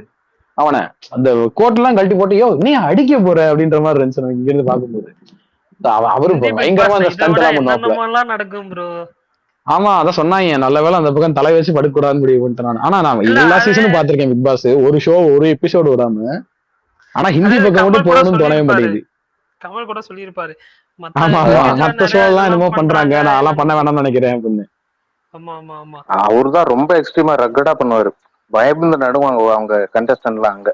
எனக்கு தெரியல. ஆனா பாக்க எனக்கு ரக்கடா எல்லாம் இருந்ததே கிடையாது. எனக்கு அவர் பண்றது எப்பவுமே பார்க்க ஒரு மாதிரி காமெடியா தான் இருந்திருக்கு. அது ஏன்னு தெரியல எனக்கு. அது என்னமோ எனக்கு என்னமோ அந்த ஸ்டைல் அந்த அந்த எனக்கு பவன் கல்யாண் சல்மான் கான் வந்தும் என்ன பண்ணாலும் எனக்கு என்னமோ அது ஒரு மாதிரி பயங்கர மாசாலாம் எனக்கு தெரியவே தெரியாது. ஏன்னு தெரியல. மாசுன்னு சொல்ல ப்ரோ, அதாவது திட்டி விட்டுருவாரு கண்டமேனிக்கு. எனக்கு ஹிந்தி தெரியாததால நான் பாக்குறது இல்ல. மலையாள பிக் பாஸ் எல்லாம் பாப்பீங்களா பரணி? பார்த்தேன். நான் போன வாட்டி பார்த்தப்போ வந்து ஒரு 60 days தான் பார்த்தேன் ஆக்சுவலா. நான் ஃபுல்லா பார்க்கல. பட் அதுக்கப்புறம் நான் என்ன சொல்ல நிறைய சில ஒர்க்லாம் வந்ததுனால கொஞ்சம் பிஸி ஆயிட்டேன். அதுக்கப்புறம் வந்து அது ஸ்டாப் கொஞ்ச நாள் பார்க்காதனால விட்டு போனதுனால அப்படியே விட்டாச்சு. பட் ஆனா வின் பண்ண அந்த ஃபைனல் எபிசோட் அதெல்லாம் பார்த்தேன். பட் ஆனா ஃபர்ஸ்ட் 50 days கரெக்டா ஃபுல்லா ஃபாலோ பண்ணேன் லைவ் ஸ்ட்ரீம்லாம். மோகன்லாலும் ஓரளவு நல்லா பண்ணுவாரு. பட் ஆனா இங்க மோகன்லால் மம்முட்டி அது ஓகே. பட் தமிழ்ல அடுத்து யார் பண்ணுவாங்கன்னு தான் வந்து கியூரியஸா இருக்கு. இங்க மோகன்லால் மம்முட்டி அது ஓகே. பட் தமிழ்ல அடுத்து யார் பண்ணுவாங்கன்னு தான் வந்து கியூரியஸா இருக்கு. ஸோ யாரா இருந்தாலும் ஓகே. சிம்புவா இருந்தாலும் சரி, இல்ல விஜய் சேதுபதியா இருந்தாலும் சரி, இல்ல ரம்யா கிருஷ்ணனா இருந்தாலும் சரி. முதல்ல 100 நாள் செமையா பொழுது போகும். செமையா ஜாலியா பொழுது போகும். ஆமா அப்படியே இல்ல ஜாக்கி சார்ட்ட அப்படியே சார் இன்னைக்கு ஏதாவது ரொம்ப நாள் கழிச்சு வந்திருக்கீங்க, ஏதாவது படத்தோட சஜஷன் சொல்லிட்டு போங்க. இல்ல நான் சொன்ன அந்த பேர்ன்ட் படம் எத்தனை பேர் பாத்தீங்க? அது எதுவும் டிஸ்கஷன் அதுக்கப்புறம் ஏதோ வந்துதானே எனக்கு தெரியல. அந்த படம் யாருமே பேசுனது இல்லை. அதுக்காக நான் சொன்னது யாராவது பாத்தீங்களா அந்த படம்? BURNT Burnt. இல்ல சார் அதுல எடுத்து வச்சுட்டேன், இன்னும் பாக்கல. ஏன்னா அதுக்கப்புறம் இந்த ஆதிபுரம் சொன்னதும் பரணி சொன்னதும் பாத்துட்டேன். லைனா பாத்து இப்பதான் நேத்து முடிஞ்சிச்சு. இப்ப ஆதிபுரம் அதுக்கடி ஆர்கோன்னு ஒரு படம் சொல்லி இருக்காரு. அது ஒண்ணு ஆர்கோ ஃபேண்டாஸ்டிக். ஆர்கோ ஃபேண்டாஸ்டிக்கான ஃபிலிம். அதை மிஸ் பண்ணவே பண்ணாதீங்க. நடுவுல அந்த இததான் ஒரு வாரமா சொல்றேன், அவர் பார்க்க மாட்டாரு. ஆர்கோலாம் அடிச்சுக்க முடியாது. அந்த மாதிரி ஒரு அற்புதமான ஃபிலிம் தான் அது. ஒரு 2 மினிட்ஸ்ல உங்களுக்கு சொல்றேன். இல்ல எடுத்து வச்சுட்டேன் 2 சார். மினிட்ஸ்ல சொல்றேன். ஓகே 2 ஓகே மினிட்ஸ்ல ஓகே சார். சொல்றேன். எடுத்துட்டாங்க. தோழர் ப்ரோ, நானும் டவுன்லோட் பண்ணி வச்சிருக்கிறேன். இன்னைக்கு கொஞ்சம் ஒர்க் இருந்ததுனால என்ன பார்க்க முடியல. கண்டிப்பா நாளைக்கு பார்த்துட்டு நான் வந்து சொல்றேன். ஆமா, நானும் அந்த என்ன ஒன்னு சொன்னீங்களே, என்ன படம் அது, என்ன பார்க்க சொன்னீங்க? நான் Last of Us web series தான் மங்களவாரம். மங்களவாரம். நேத்து மங்களவாரம் பத்தி பேசலாம்னு சொல்லிட்டு இருந்தா, வெயிட் பண்ணிட்டு இருந்தாங்க. ஆமா. நீங்க வருவீங்க, எனக்கு கடைசியில பார்த்தா செவ்வாய்க்கிழமை போறேன்னு. ஆமா, அதுக்கப்புறம் இன்னொருத்தர் சொன்னாரு வழக்கமா மங்களவாரங்கிறது செவ்வாய்க்கிழமை தமிழ் டப்பிங், செவ்வாய்க்கிழமை வந்து பேசுவாரு அவர் அப்படின்னு. நான் அன்னைக்கு மங்களவாரம்ல பேசின டாபிக்ல ஜாக்கி ப்ரோட்ட விட்டு அவரு 2 hour பேசுவாரு. நல்ல நல்ல கண்டென்ட். நீங்க பாத்துட்டீங்களா ப்ரோ? அதுக்காக யார், நானா? இல்ல இன்னும் நேற்றுக்கு ஆடியோ லான்ச் போயிட்டேன். முடிச்சுட்டு வீட்டுக்கு வரதுக்கே 1:30 மணி ஆகி போச்சு. நீ வழக்கம் போல 12 தான் முடிச்சாங்க. அப்புறம் முடிச்சுட்டு ரஞ்சித்த பேசிட்டு அப்புறம் கிளம்பி வரதுக்குலாம் ரொம்ப டைம் ஆயிடுச்சு. 2 மணிக்கு தான் வந்தேன் நம்ம. அப்புறம் தூங்கிட்டேன். காலைல லேட்டா எழுந்திரிச்சேன். அப்புறம் உட்காந்து இது பாத்துக்கிட்டு இருந்தேன். இப்ப என்ன இம்சை அரசன் 23ஆம் புலிகேசியும் அரையன் 305 கடவுளும் பார்த்துட்டு இருந்தேன். ஏன் பார்த்தேன்னு தெரியல, சும்மா ஒரு சீன் பார்க்க போனேன். அப்படியே பார்க்க ஆரம்பிச்சிட்டேன் அந்த படத்தை. சில டைம் அப்படிதான் ப்ரோ, நம்ம ஏதாவது ஒரு சீன் சும்மா யூடியூப்ல வரும், எனக்கே வந்து யூடியூப்ல வரும், பார்ப்பேன். அப்புறம் ஃபுல் படம் எங்கேயாவது பார்த்துருவேன் அப்படி. ஆமா, ஆனா இப்ப பார்க்கும்போது ஜாலியா இருந்துச்சு 2 படமே. அப்படியா? யாரோ மைக் ஆன் பண்ணியே வச்சிருக்காங்கன்னு நினைக்கிறேன். யாரோ மைக் ஆன் பண்ணியே வச்சிருக்காங்க. பாலா அவர்கள் மைக் பேசி முடிச்சதும் அது ஆஃப்க்கு போனாதான் அடுத்தவங்க பேசுறது கிளீனா கேட்கும். ரைட். 2 படம் ஒன்று சொல்றேன். Feel good movie. அது எத்தனை பேர் பேசியிருக்கீங்கன்னு எனக்கு தெரியல. சமீபமா நேத்தே முந்தானால ஒரு ரீல்ஸ் டக்குன்னு வந்தது. பிரிட்டி உமன் அந்த படம் எத்தனை பேர் பார்த்துருக்கீங்கன்னு தெரியல. நிறைய பேர் பார்த்துருப்பீங்க. ஏன்னா அது ரொம்ப ஃபேமஸான ஒரு ஃபில்ம் அது. அந்த படத்தை இதுவரை யாராவது பார்க்கலன்னா தயவு செய்து பாருங்க. அந்த கதை ஆரம்பிக்கிறதும் சரி, அதனுடைய காம்பினேஷனுமே அவ்வளவு சூப்பரா இருக்கும். ஒரு பெரிய பணக்காரன் பிசினஸ் மேன் அவன் வந்து ஹோட்டல் ரூமுக்கு போயிட்டு இருப்பான். அவனுக்கு வழி தெரியாது. வழி கேட்கறதுக்கு போனா ஒரு விபச்சாரி வழி கேட்பான். அவன் சொல்லுவான், சரி ஃப்ரீயா இருந்தா என் கூட வா, நான் வழி காமிக்கிறேன் அப்படின்னு சொல்லி அது காசு கொடுக்குறேன்னு கூப்பிட்டு போவான். அதன் பிறகு என்ன நடக்குதுன்றதான் கதை. Pretty Woman, don't miss it. இந்த படம்லாம் பார்த்துட்டீங்கன்னா நாளைக்கு ஒரு படம் சொல்லலாம், வரும்போது வேணா இன்னொரு படம் சொல்றேன். அந்த படம்லாம் இந்த படமே உங்களால வந்து அதுல இருக்கிற டயலாக்கு, அந்த கதாபாத்திரங்க, அவங்க பேசுற விதம் எல்லாமே வேற மாதிரி இருக்கும். ஆக்சுவலி உங்க மனசுல அப்படியே நிற்கும். ஜூலியா ராபர்ட்ஸ் உங்க வாழ்க்கையில மறக்கவே முடியாது. இத்தனைக்கும் ஒரு பொதுவெளியில எல்லாருமே அட்ரிஃபிகர்னுவாங்க. அந்த அப்ப வந்தப்ப நிறைய கிரிட்டிசைசன்லாம் இருந்தது அந்த லேடி மேல. ஆனா பார்க்க பிடிக்கும்னு சொல்லுவாங்களே சில பேர், அது மாதிரியான ஒரு கேரக்டர் தான் ஜூலியா ராபர்ட்ஸ். ஏன்னா அவங்க எடுத்து நடிச்ச பாத்திரங்கள் எல்லாமே அப்படிப்பட்ட விஷயங்கள். That's it.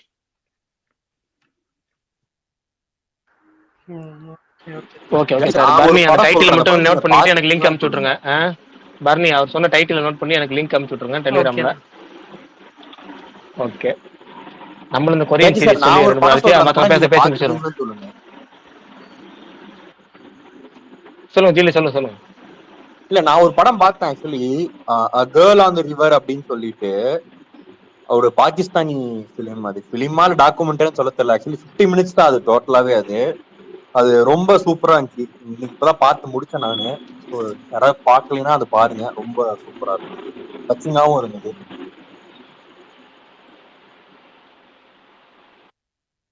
நான் பார்த்ததுல ஜாக்கி சார் பார்த்திருப்பாரு கண்டிப்பா. இல்ல, ஏன்னா அந்த டாக்குமெண்ட்ரி ரிலீஸ் ஆனதுக்கு அப்புறம் வந்து பாகிஸ்தான்ல வந்து ஒரு லாவையே சேஞ்ச் பண்ணாங்களாமா அந்த டாக்குமெண்ட்ரிக்கு அப்புறம். ஸோ அது அவ்வளவு பெரிய இம்பாக்ட் கிரியேட் பண்ண படம்.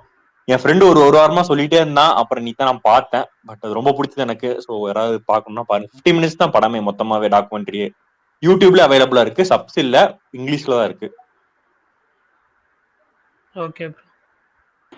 ஓகே ஏன்னா 2 நாளைக்கு முன்னாடியே ஸ்பேஸ் மேட் ஒருத்தர் சொன்னார், டாக்குமெண்ட்ரி எல்லாம் பாப்பீங்களா? இல்ல, நான் இது வரைக்கும் டாக்குமெண்ட்ரி மட்டும் பார்த்ததே இல்ல, பாக்குற ஐடியாவும் இல்ல, அதனால அப்படி விட்டுட்டேன்னு சொன்னேன். இல்ல பிரகாஷன், அது டாக்குமெண்ட்ரி மாதிரியா போகாது உங்களுக்கு. அது ஒரு நார்மல் படம் பாக்குற ஃபீல் தான் கொடுக்கும் உங்களுக்கு. டாக்குமெண்ட்ரி ஃபீலே வராது. 50 minutes அப்படிங்கிறது உங்களுக்கு டக் டக்குன்னு போயிருக்கு. ஏன்னா எனக்கு வந்து அதுக்குள்ள ஃபீல் வந்துருச்சு ஒரு கட்டத்துல. இப்ப ஆரம்பிச்சோம் அப்படி மாதிரி. ஏன்னா அவங்க கொஞ்சம் அப்படியே ஸ்டோரி டெல்லிங் வந்து அப்படியே சொல்றது த்ரெட் மாதிரி இப்படி கோத்துட்டே போயிட்டாங்க. அவங்க எங்கேயுமே வந்து நமக்கு ஒரு சலிப்பு தட்டுற மாதிரியோ அந்த மாதிரிலாம் எதுவுமே சொல்ல. ஏன்னா நம்மள ஃபுல்லா கதையில இன்வெஸ்ட் பண்ண வச்சு டைம் வந்து இது பண்ணிட்டாங்க கரெக்டா.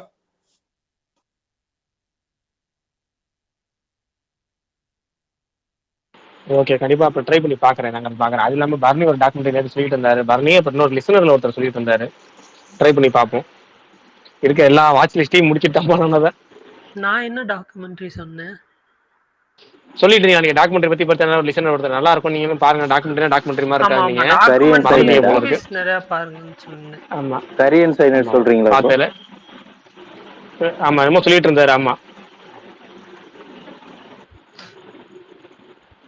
சரி, ஏதோ சஜஸ்ட் பண்றேன்னு சொன்னீங்களே பிரகாஷ் ப்ரோ. சரி சொல்லிடுவோம். ஒன்றும் இல்லை, நம்ம சொல்ல வந்த படம் வந்து கோல்ட் ஐஸ் அப்படின்னு சொல்ல போகிற ஒரு கொரியன் படம். 2013 வந்தது. எப்படின்னு பார்த்தீங்கன்னா ஒரு 4 பேர் கொண்ட ஒரு டீம். ஒரு பொண்ணு வந்து இருக்கும் ஃபோட்டோகிராஃபிக் மெமரி மாதிரி உள்ள ஒரு பொண்ணு. உதாரணமாக எப்படி சொல்லணும்னா, நம்ம எம்சின்னு ஒரு படம் இருக்குல்ல, மிடில் கிளாஸ் அப்பாயின்னு சொல்லி நானி படம் இருக்கும். நானி போகும்போது எதெல்லாம் பார்க்குறோம் அப்படியே டக்குனு ஒரு மெமரியில் பதிஞ்சிக்கும். எது எல்லாமே ஞாபகம் இருக்கும்ல, அது மாதிரி ஒரு கேரக்டர் அந்த பொண்ணுக்கு. அது ஒரு டீம்ல உள்ள ஒரு பொண்ணு. இன்னொரு பையன் ஒரு யங்ஸ்டரு, கோவப்படுறவன், எல்லாத்துக்கும் கோவப்படுற அடிதடி ஆக்ஷன்ல இறங்கக்கூடியவன். இவங்களுக்குலாம் சீஃப் பார்த்தீங்கன்னா நிதானமா நின்று யோசிக்கக்கூடிய ஒரு டீம். அது சீஃப் இருப்பாரு. இவங்கள வச்சு ஒரு டீம், அந்த டீம் பேர் ஸ்வாட் அனலைஸ் அப்படிங்கிற மாதிரி ஒரு டீம் இருக்கும், ஸ்வாட் டீம்னு.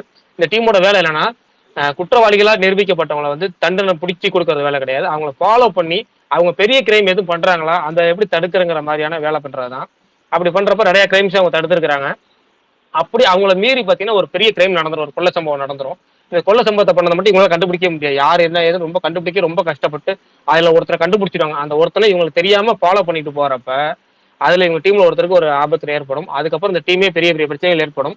இந்த டீம் எப்படி அவங்களை கண்டுபிடிச்சாங்க அப்படிங்கிற ஒரு கண்டுபிடிச்சாங்களா இல்லையா, கண்டுபிடிச்சக்கப்புறம் அவனை பிடிச்சாங்களா இல்லையா, அவன் எப்பேற்பட்ட ஆளு அப்படிங்கிற அவங்க பின்னாடி இருக்க மாஃபியாவை பத்தி சொல்லக்கூடிய ஒரு படம் தான் வந்து கோல்ட் ஐஸ் படம். ரொம்ப இன்ட்ரெஸ்டிங்கா விறுவிறுப்பான ஆக்ஷன் த்ரில்லரா போகும். அதுல வில்லன் கேரக்டர் செம்ம சூப்பரா பண்ணியிருப்பாங்க. ஜேம்ஸுங்கிற கேரக்டர் ஒன்று பண்ணியிருப்பாங்க, பயங்கரமா இருக்கும். அந்த சீஃப் கேரக்டரும் அந்த வில்லன் கேரக்டரும் அந்த போட்டோகிராஃபிக் மெமரியில ஒரு பொண்ணு, அந்த ஹா அப்படிங்கிற பேர்ல என்னமோ ஆரம்பிக்கும் அந்த பொண்ணு பேரு. இந்த கேரக்டர் ஃபுல்லாக சூப்பராக இருக்கும். தமிழ்ல ரீமேக் பண்ணக்கூடிய ஒரு கண்டென்ட் எப்படின்னா, நம்ம கமர்ஷியல் கண்டென்ட் வந்து இந்த கோல்ட் ஐஸ் படத்துக்கு இருக்கும். பார்க்கும்போது எந்த இடத்துலையும் போர் அடிக்காம ஜாலியா போகக்கூடிய ஒரு படம். ரொம்ப விறுவிறுப்பான ஒரு ஆக்ஷன் த்ரில்லர் படம்.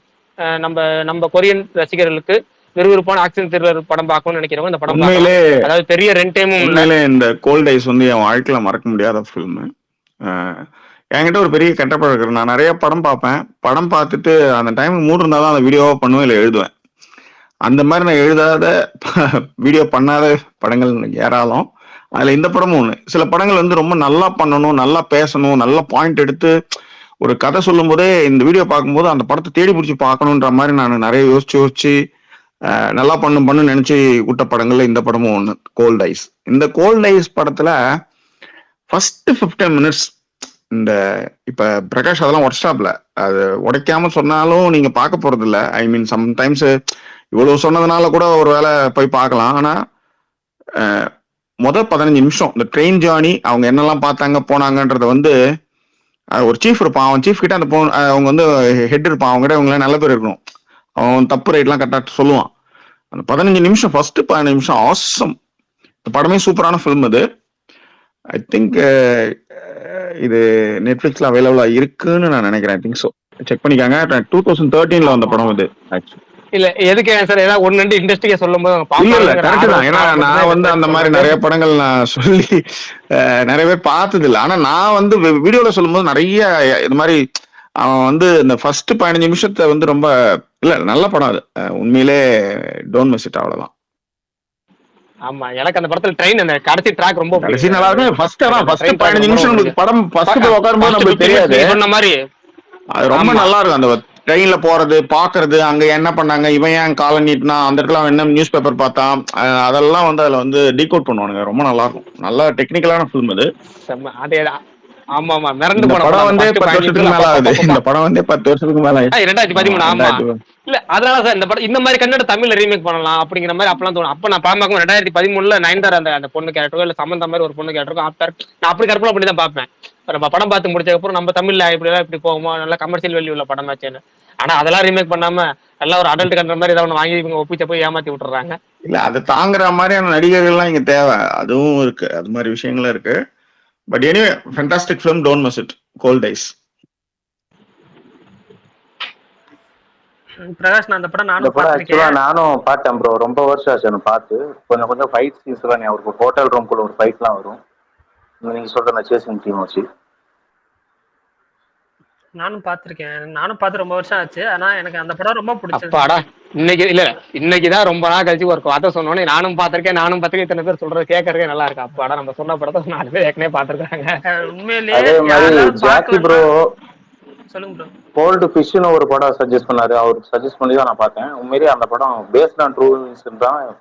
பார்க்கும்போது எனக்கு அதிர்ச்சியா இருந்துச்சு. ஆக்சுவலி நான் இந்த படத்தை நான் சொல்லணும்னு நினைச்சேன் நான். ஏன்னா ஆன்டி கிரைஸ்ட்னு ஒரு ஃபிலிம், அது நான் பார்த்து மிரண்டு போனேன் ஃபிலிம் ஃபெஸ்டிவல்ல. அந்த மாதிரி ஒரு படம் தான் அந்த கோல்டு ஃபிஷ்.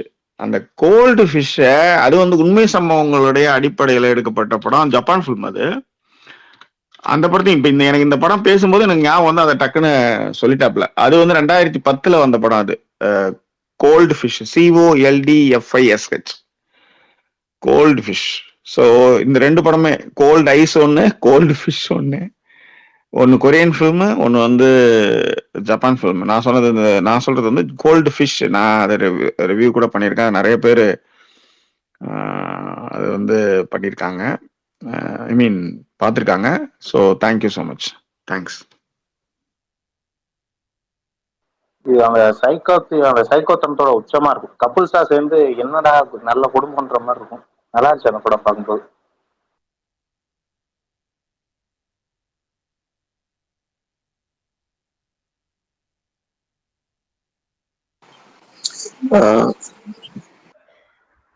திடீர்னு ஸ்பேஸ் சைலண்ட் ஆயிடுச்சு. இல்ல பேசிட்டு இருந்தாருங்க. யாரோ பேச வந்துட்டு இருக்காரு, சொல்லுங்க. தோழர் ஆதிக்கும் ஜாக்கி சாருக்கும் இந்த கேள்வி கேக்குதுங்களா? நான் பேசுறேன். கேக்குது, சொல்லுங்க.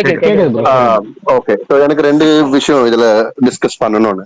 ஸோ பிக் பாஸ் பத்தி பேசிட்டு இருந்தீங்க. ஸோ ஒய் நாட் கௌதம் மேனனும் பிரகாஷ் ராஜும் சாய்ஸா இருக்கக்கூடாது என்னோட முதல் கேள்வி. என்னோட 2வது கேள்வி, தங்கலான் வந்து ஒரு பெரிய ப்ரொமோஷன் போயிட்டு இருக்கு. ஒரு பெரிய ஹீரோக்கான ப்ரொமோஷன் வந்து நல்லபடியா கொண்டு போயிட்டு இருக்காங்க.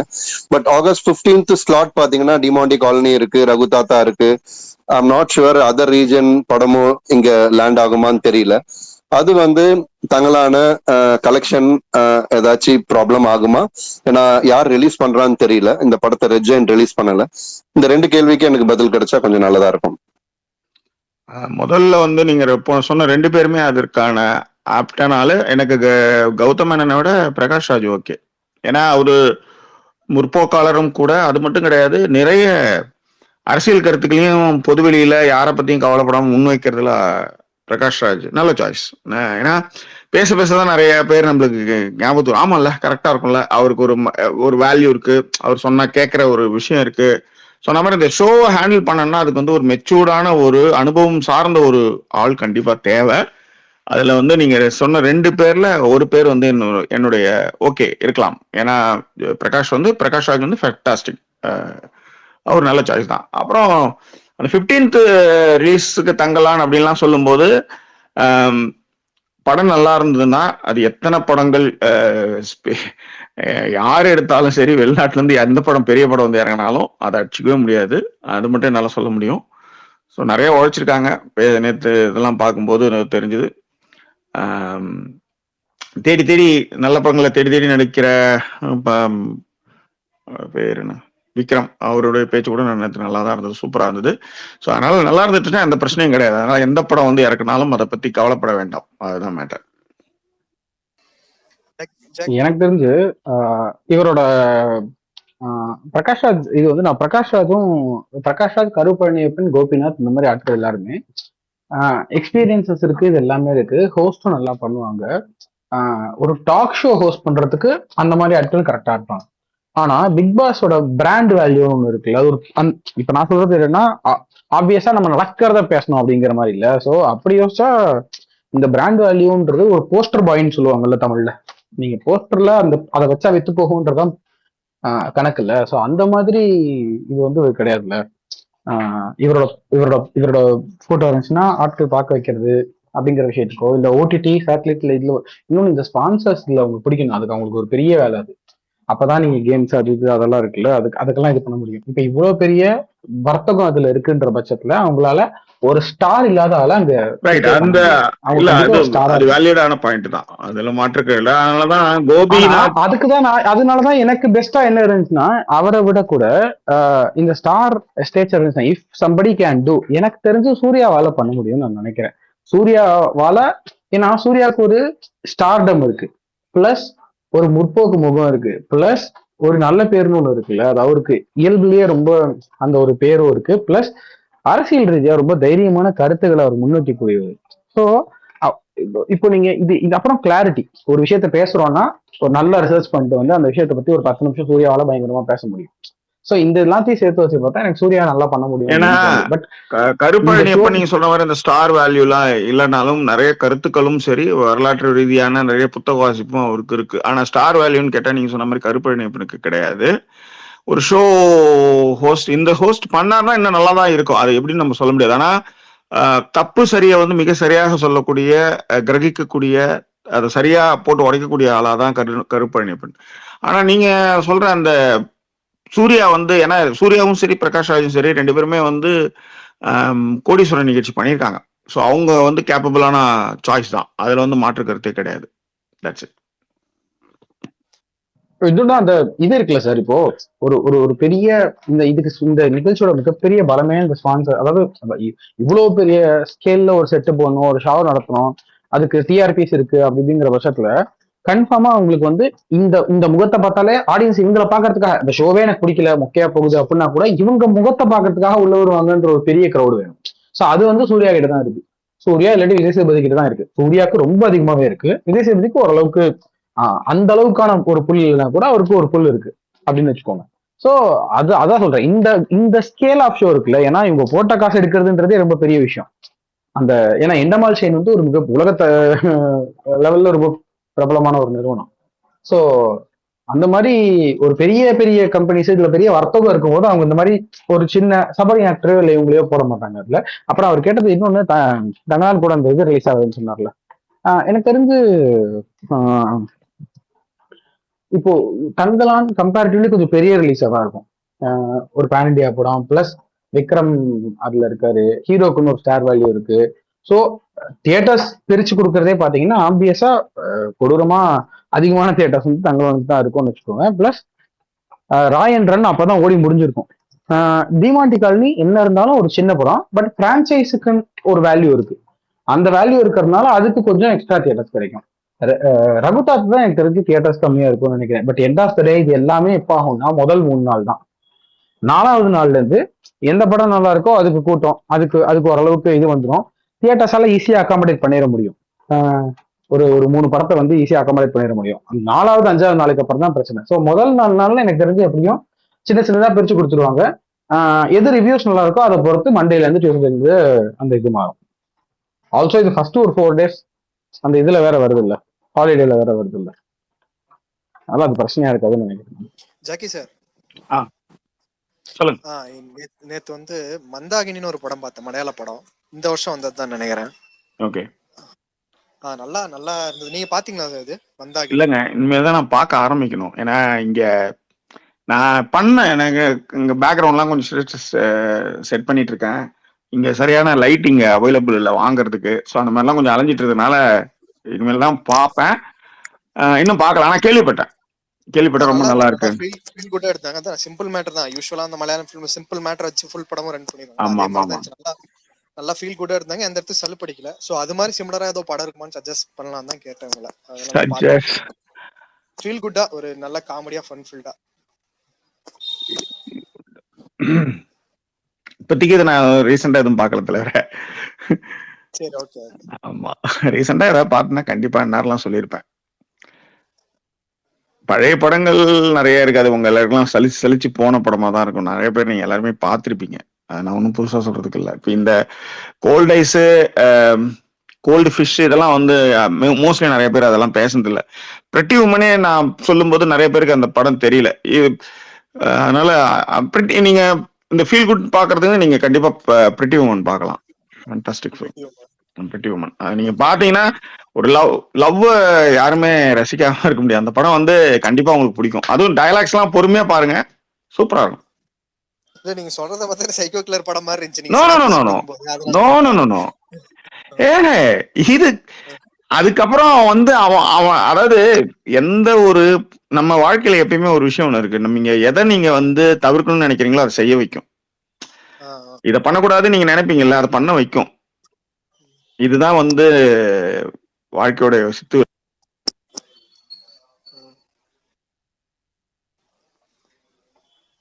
Okay okay. அவர் சொன்ன மந்தாகினி உண்மையிலே நல்ல படம் தான். பார்க்காதவங்க பாருங்க. அதாவது இந்த கல்யாணமே ஆகாம இருக்கிற 90s கிட்ஸ் எல்லாம் கல்யாண ஏக்கத்தோடு இருப்பாங்கல்ல, அவங்களால அந்த மெயின் கேரக்டரை கனெக்ட் பண்ணிக்க முடியும்.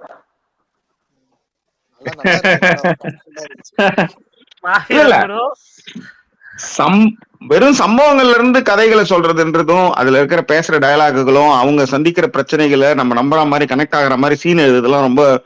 இன்னொன்னு அந்த பிரிட்டி உமன்ல இன்னொரு பிடிச்ச ஒரு கேரக்டர் நிறைய எனக்கு ரொம்ப பிடிச்ச கேரக்டர் அந்த ஹோட்டல் ஒரு மேனேஜர் ஒருத்தன் இருப்பான். அவன் அவன் அந்த கேரக்டர் எனக்கு அவ்வளவு பிடிக்கும். படம் பாருங்க, படம் பார்த்துட்டு வாங்க, அதை பத்தி பேசலாம். கண்டிப்பா கண்டிப்பா. ஒரே ஒரு ஃபீல் குட் மூவி அவர் கேட்டதுனால சும்மா சொல்லணும்னு தோணுச்சு, அதனால நான் சஜஸ்ட் பண்றேன். எல்லாருமே பார்த்துருப்பீங்க, ஏன்னா ஃபஹத் ஃபாசில் நடிச்ச படம் தான். ஸோ அதனால பட் பார்க்காத யாராவது இருந்தீங்கன்னா ட்ரை பண்ணி பாருங்க. நான் அந்த படம் வந்து தியேட்டரில் பார்த்தேன், எனக்கு ரொம்ப பிடிச்சிருந்துச்சு. பாச்சுவும் அற்புத விளக்கும்னு சொல்லிட்டு ஃபஹத் ஃபாசில் படம். போன வருஷம் அந்த படம் தான். ஸோ யாராவது பார்க்காம இருந்தீங்கன்னா பாருங்க, அது ஒரு ஃபீல் குட் மூவி. எனக்கு அந்த படம் ரொம்ப பிடிச்ச படம் தான். Fantastic film. அதுல வந்து ஒரு இவன் உட்காந்துருப்பான், அந்த பொண்ணுக்கும் அவனுக்கும் ஒரு லவ் ஸ்டார்ட் ஆகி, அந்த பொண்ணு வந்து ரொம்ப கொஞ்சம் ஃபேட்டான பொண்ணு, நல்லா தடியா இருக்கும். ஆனா புடவை கட்டிட்டு வரும் ஒரு ஷார்ட். அந்த சாங்கும் தமிழ் சாங் மாதிரி ரொம்ப நல்லா இருக்கும். அதுக்கப்புறம் அவங்களுக்குள்ள இருக்கிற 2 பேருக்கான அந்த ஃபீல் ரொம்ப நல்லா இருக்கும், சூப்பரா இருக்கும்.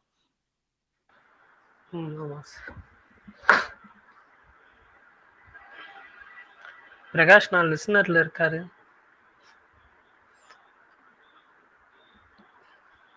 இத்தனை நாள் எனக்கு அப்படிதான் நடக்கும். ஸ்பீக்கர் கட் ஆயிரும், திரும்ப திரும்ப வருவேன் நான் உள்ள. ஆதி ப்ரோ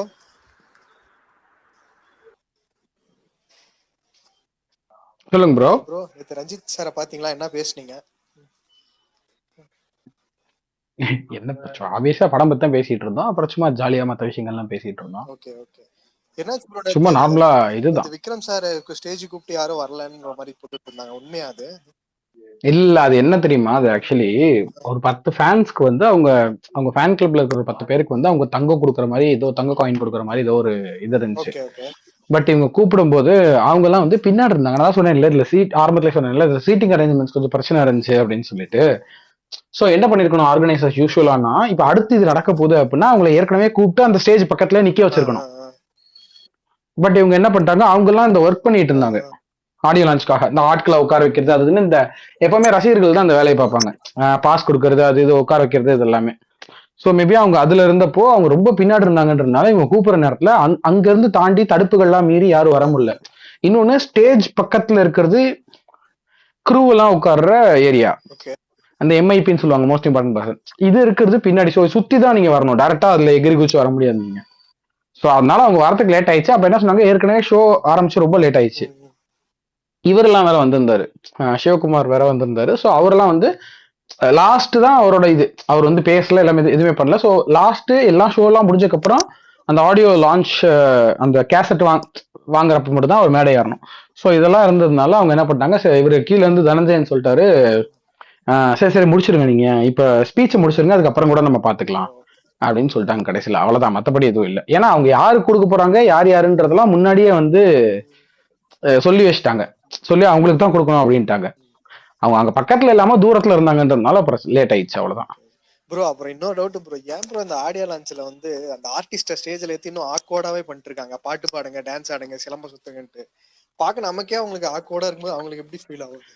அததான் நான் சொன்னேன், ஹோஸ்டோடைய இதுன்னு. நீங்க ஒரு ஹோஸ்ட் என்ன பண்ணணும்னா மக்களோட இன்டராக்டிவா இருக்கணும். இப்ப நீங்க ஒரு ஹோஸ்ட் வந்து என்ன பண்ணணும்னா, கிட்டத்தட்ட ஒரு 1000 பேர் 2000 பேர் அந்த விழாவை பார்க்க வராங்கன்னா, அந்த 2000 பேருக்கும் எப்படி ஃபீல் ஆகணும்னா, இவர் நம்மகிட்ட பேசிட்டு இருக்காரு, நம்மகிட்ட தனிப்பட்ட முறையா இவர் பேசிட்டு இருக்காருன்ற மாதிரி ஃபீல் பண்ண வைக்கணும். இத வந்து ஆக்சுவலி ஓரளவுக்கு இப்ப சமீபத்துல இதை ரொம்ப நல்லா பண்றாப்புல வந்து இந்த ஆர்ஜே விஜய் நல்லா பண்றாப்புல, அப்புறம் டிடி நல்லா பண்ணுவாங்க, அப்புறம் தமிழ் பிரபா ஆக்சுவலி பயங்கரமா ஹவுஸ் பண்ணுவாப்புல. நீங்க மார்கழியில் மக்கள் இசை ஒரு ஷோ வந்திருந்தீங்கன்னா கூட உங்களுக்கு தெரியும். கிட்டத்தட்ட மார்கழியில் மக்கள் இசை ஷோ வந்து தூக்கி நிறுத்துவாப்புல ஆங்கரிங்லேயே இப்ப தமிழ் பிரபா. ஸோ அது வந்து ஒரு ஸ்கில்லுங்க. அது சிவகார்த்திகேயன் பண்ணுவாப்புல. சிவகார்த்திகேயன் இது பண்ணும்போது கீழே இருக்கிற ஆர்டிஸ்ட்லாம் ஏதோ ஆடியன்ஸ் மாதிரி கைதட்டி சிரிச்சுக்கிட்டு இருப்பாங்க. அவ்வளோ அவ்வளோ அவ்வளோ தூரம். ஸோ கிட்டத்தட்ட அப்புறம் நமக்குமே எப்படி இருக்கும்னா விஜய் அவார்ட்ஸ் பார்க்கணும் அப்படின்னா அதுக்கு மெயின் காரணம்ன்றது யாரெல்லாம் அவார்டு வாங்குறாங்கன்றதை தாண்டி சிவா என்ன பண்றாப்புல, சிவா என்ன கவுண்டர் கொடுக்குறாப்புலன்றதுக்காகவே நான் எனக்கு இந்த டான்ஸ் ரியாலிட்டி ஷோஸ் எல்லாம் பெருசா பிடிக்காது. ஆனா நான் சிவகார்த்திகேயனுக்காகவே இந்த ஜோடி பார்த்துட்டு இருந்தேன். சார் ஏதாவது கவுண்டர் கொடுப்பாப்புல அப்படின்ற மாதிரி விஷயத்துக்கு ஜாலியா கொண்டு போவாப்புல அப்படின்னு. ஸோ இந்த இன்டராக்டிவ்னஸ்ன்றது அது இன்பில்ட்டா இருக்கணும் உங்களுக்கு, அவ்வளவுதான். அது வேற வழி கிடையாது. இல்லாட்டி அப்படி இல்லைன்னு வச்சுக்கோங்களேன், அது ரொம்ப ஆர்டிபிஷியலா இருக்கும். அதை எழுதியும் தர முடியாது உங்களுக்கு. நீங்க உங்களால டெலிவர் பண்ண முடியாதுன்னா அதை எழுதியும் தர முடியாது.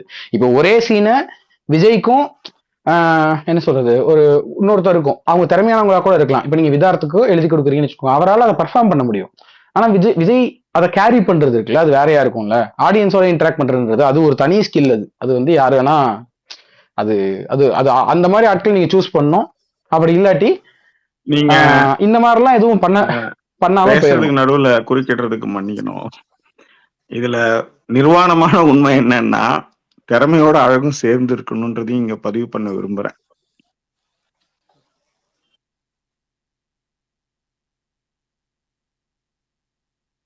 இல்ல சார், அதான் சொல்றேன்ல. அது நீங்க அப்படி பாத்தீங்கன்னா இவங்க சொல்ற கன்வென்ஷனல் பியூட்டி ஸ்டாண்டர்ட்ஸ்குள்ள சிவகார்த்திகேயனோ இல்ல இவங்களும் வரமாட்டாங்க. ஆனா அவங்களால அதை ஹோல்ட் பண்ண முடிஞ்சு. என்ன எதுவா இருந்தாலும் சார், நீங்க ஒரு விஷயத்த பண்ணி வெற்றி அடைஞ்சிட்டீங்கன்னு வச்சுங்களேன், அது வரைக்கும் மட்டும்தான் இந்த இதெல்லாம். அதுக்கு முன்னாடி வரலையும் போராட்டம் தான், மிகப்பெரிய போராட்டம். இப்ப உதாரணத்துக்கு நீங்க யோகி பாபு நீங்க எடுத்து சாதாரணமா ஒரு ஆளான்னு எடுத்தீங்கன்னா அவரை மதிச்சிருக்கவே மாட்டீங்க. அவர் நிறைய போராடி நிறைய விஷயங்களை பண்ணி அவர் நிரூபிச்சு வந்ததுக்கு அப்புறம் இன்னைக்கு அது வந்து ஒரு பெரிய அதுதான் நான் சொல்றேன். நான் எல்லாருக்குமே சொல்றேன். இல்ல அது கரெக்ட். ஆனா முகத்தை நீங்க பதிய வைக்கிறதுக்கும் உங்க திறமையை நீங்க திறமையை வெளிப்படுத்திக்கிட்டே இருந்து முகத்தை நீங்க பதிய வைக்கும் போது அது வந்து சமநிலை அடையும் சொல்ல வரேன். அது வரையிலும் அது ஒரு மிகப்பெரிய போராட்டம்.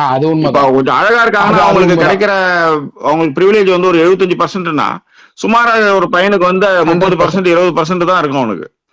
அவன் அதுல போராடி தான் வரணும். ஆமா, பிரிட்டி ப்ரிவிலேஜ்னு சொல்லுவாங்க. அத கரெக்ட். அதுதான் இங்க நான் பதிவு பண்றேன், வேற ஒண்ணும் இல்ல. ஆனா என்னன்னா நீங்க இதுல தன்னை எப்படி கேரி பண்ணிக்கிறாங்கன்றதையும் சேர்த்து வச்சு பார்த்தா கூட டிடி அதை பயங்கரமா பண்ணுவாங்க. கேரி பண்ணா இன்னொன்னு விஷயம் சொல்றேன். அதுல ஒரு கொடுமையான விஷயம் இருக்குது. டிடி ஏன் இப்ப கூப்பிட மாட்டேன்றாங்கன்றதுக்கு அவங்க கால்ல ஒரு இஷ்யூ நடந்தா உங்களுக்கு சர்ஜரி இல்ல அவங்க இருக்காரு. சோ இப்ப என்ன பண்றாங்கன்னா அதான் சொல்றேன். சோ வந்து அவங்களால நிக்க முடியாது. இப்ப என்ன பண்ணலாம்னா யாருமே வந்து இங்க ஒரு இலக்கணம் வகுத்து வைக்கல, இவங்க நின்றுட்டு தான் ஆங்கர் பண்ணோம் அப்படிலாம் ஒண்ணும் கிடையாது. அவங்கள விஜய் டிவிலேயே ஷோஸ் கூப்பிடுறது கிடையாது இப்போ. ஏன்னா அவங்களே சொல்லியிருந்தாங்க ஒரு பேட்டியில, அது நான் அவ்வளவு பண்ணிருக்கேன் அந்த சேனலோட இதுக்கோ. ஆனா ஏன் சேர் போட்டு உட்காந்து நான் ஹோஸ்ட் பண்ணலாமே அப்படின்னா அது இல்ல, அது சரியா வராது அப்படின்ற மாதிரி நினைக்கிறாங்க அப்படின்னு சொல்லிட்டு. சோ எனக்கு தெரிஞ்சு அந்த இப்ப நீங்க பொன்னியின் செல்வன் அவங்க ஹோஸ்ட் பண்ணியிருந்தாங்க தெரியுமா, அதை வந்து அவங்க உட்காந்து தான் ஹோஸ்ட் பண்ணியிருந்தாங்க. அந்த பொன்னியின் செல்வன் 1ஓட சேர் போட்டுருந்தாங்க. பண்ணலாம். இல்ல நான் சொல்றேன் தெரிஞ்சாலுமே தெரியாத மாதிரி அதை பண்ணிருந்தாங்க. அதுக்கு அவங்க வந்து ஏதோ இன்ஸ்டாவில ஏதோ தேங்க்ஸ் எல்லாம் போட்டிருந்தாங்க ஆக்சுவலி. ஆமா இல்ல அத அப்போ ஆடியன்ஸோடைய கருத்துகளுக்கு மதிப்பு கொடுக்குது. அதனாலதான் நான் எப்பவுமே சொல்லுவேன், ஒரு படம் பார்த்தாலும் சரி, ஒரு ஆடியோ லான்ச் பண்ணாலும் சரி, ஒரு டிஸ்கம்ஃபர்ட்னு ஒன்று ஃபீல் ஆச்சுன்னா அதை பத்தி பேசுங்க, அதை பத்தி ட்வீட் பண்ணுங்க, அதை பத்தி சொல்லுங்க. ஏன்னா ஆடியன்ஸ் இதெல்லாம் எதிர்பார்க்கறாங்கன்றது தெரிய மட்டும்தான் அதை ஆர்கனைசர்ஸோ அதை அந்த பவர் சென்டர்ல இருக்கிறவங்களோ அதை கன்சிடர் பண்ணுவாங்க. நீங்க மீடியா கிரிட்டிக் எப்பெல்லாம் வந்து ஓகே மீடியமா இருந்தா போதும், நம்ம என்ன இதை காசு கொடுத்தா வந்தோம், சும்மா தானே பாஸ் வாங்கிட்டு வந்தோம் அப்படின்னு ஒரு விஷயம் நீங்க ஒரு டைம் செலவழிக்கிறீங்கனாலே you are bound to ask questions அதுக்கு. ஸோ அதனால நீங்க என்ன வேணா உங்களுக்கு அது தோணுச்சு அப்படின்னா நம்ம அதை பத்தி நம்ம பேசுறோம் இல்ல அதை பத்தி ட்வீட் போடுறோம்னா தான் அது மாறும். இல்லாட்டி இது தொடர்ந்து அது மாறும். இல்லாட்டி இது தொடர்ந்துகிட்டே இருக்கும் அப்படின்னு நான் நினைக்கிறேன். நான் கரெக்ட் தான். அது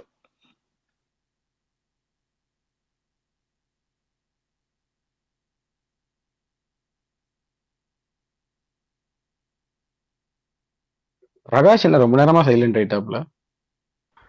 அவருக்கு மேபி மைக் ப்ராப்ளமா இருக்கும்னு நினைக்கிறேன். நான் ஸ்பீக்கரே வரல, அவரு லிசனர்ல தான் இருக்காரு. அப்படியே எனக்கு ஸ்பீக்கர்ல காட்டுது என்ன மேட்டர் எனக்கு தெரியல. லிசனர்ல காட்டுது. அது மேபி ஒரு பக்கா டைம் அப்படி இருக்கும். பக் ஆகி காட்டும். ஓ அப்படியா? இந்த வாரம் வந்து மின்மினி, அந்தாகன் 2 படம் ரிலீஸ் ஆகுது தியேட்டர்ல.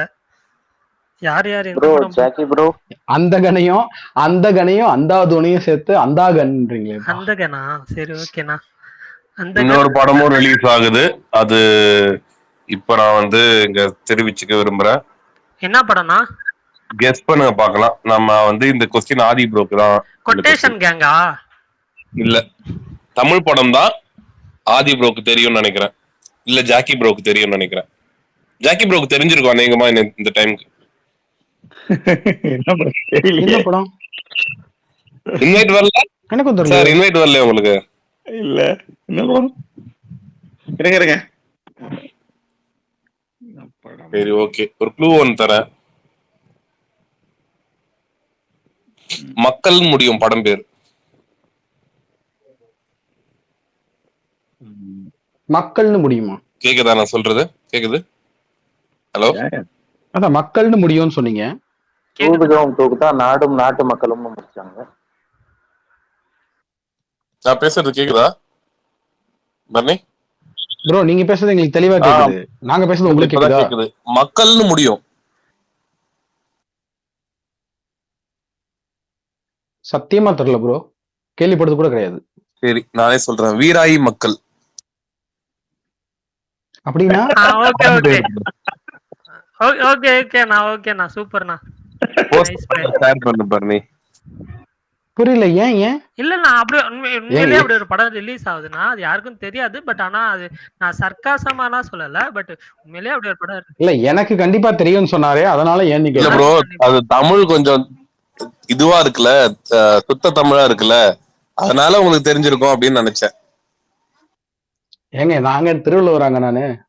இல்ல ப்ரோ, உங்க பேரும் தமிழ்ல வச்சு இதுவா பண்றீங்க, நிறைய வந்து கருத்துக்களை தமிழ்ல பதிவிடுறீங்க, அதனால உங்களுக்கு இந்த மாதிரி படங்கள் தெரிஞ்சிருக்குமோ அப்படின்ற ஒரு கெஸ் தான். என்னங்க எங்க கொஞ்சம் கூட இந்த இவர் சொல்லுவார்ல, உதய் சொல்லுவாங்களே, ஏன் கொஞ்சமாச்சும் மனசாட்சி இருக்கா அந்த மாதிரி. அதுக்கு என்னங்க சம்பந்தம்? வீராயி அவர் நடிச்சிருக்காரு. யாரு? ராமமூர்த்தி. அவர் ஹீரோ மெயின் லீடா பண்ணிருக்காரு. ஹீரோ வந்து நியூ ஃபேஸ் நினைக்கிறேன்.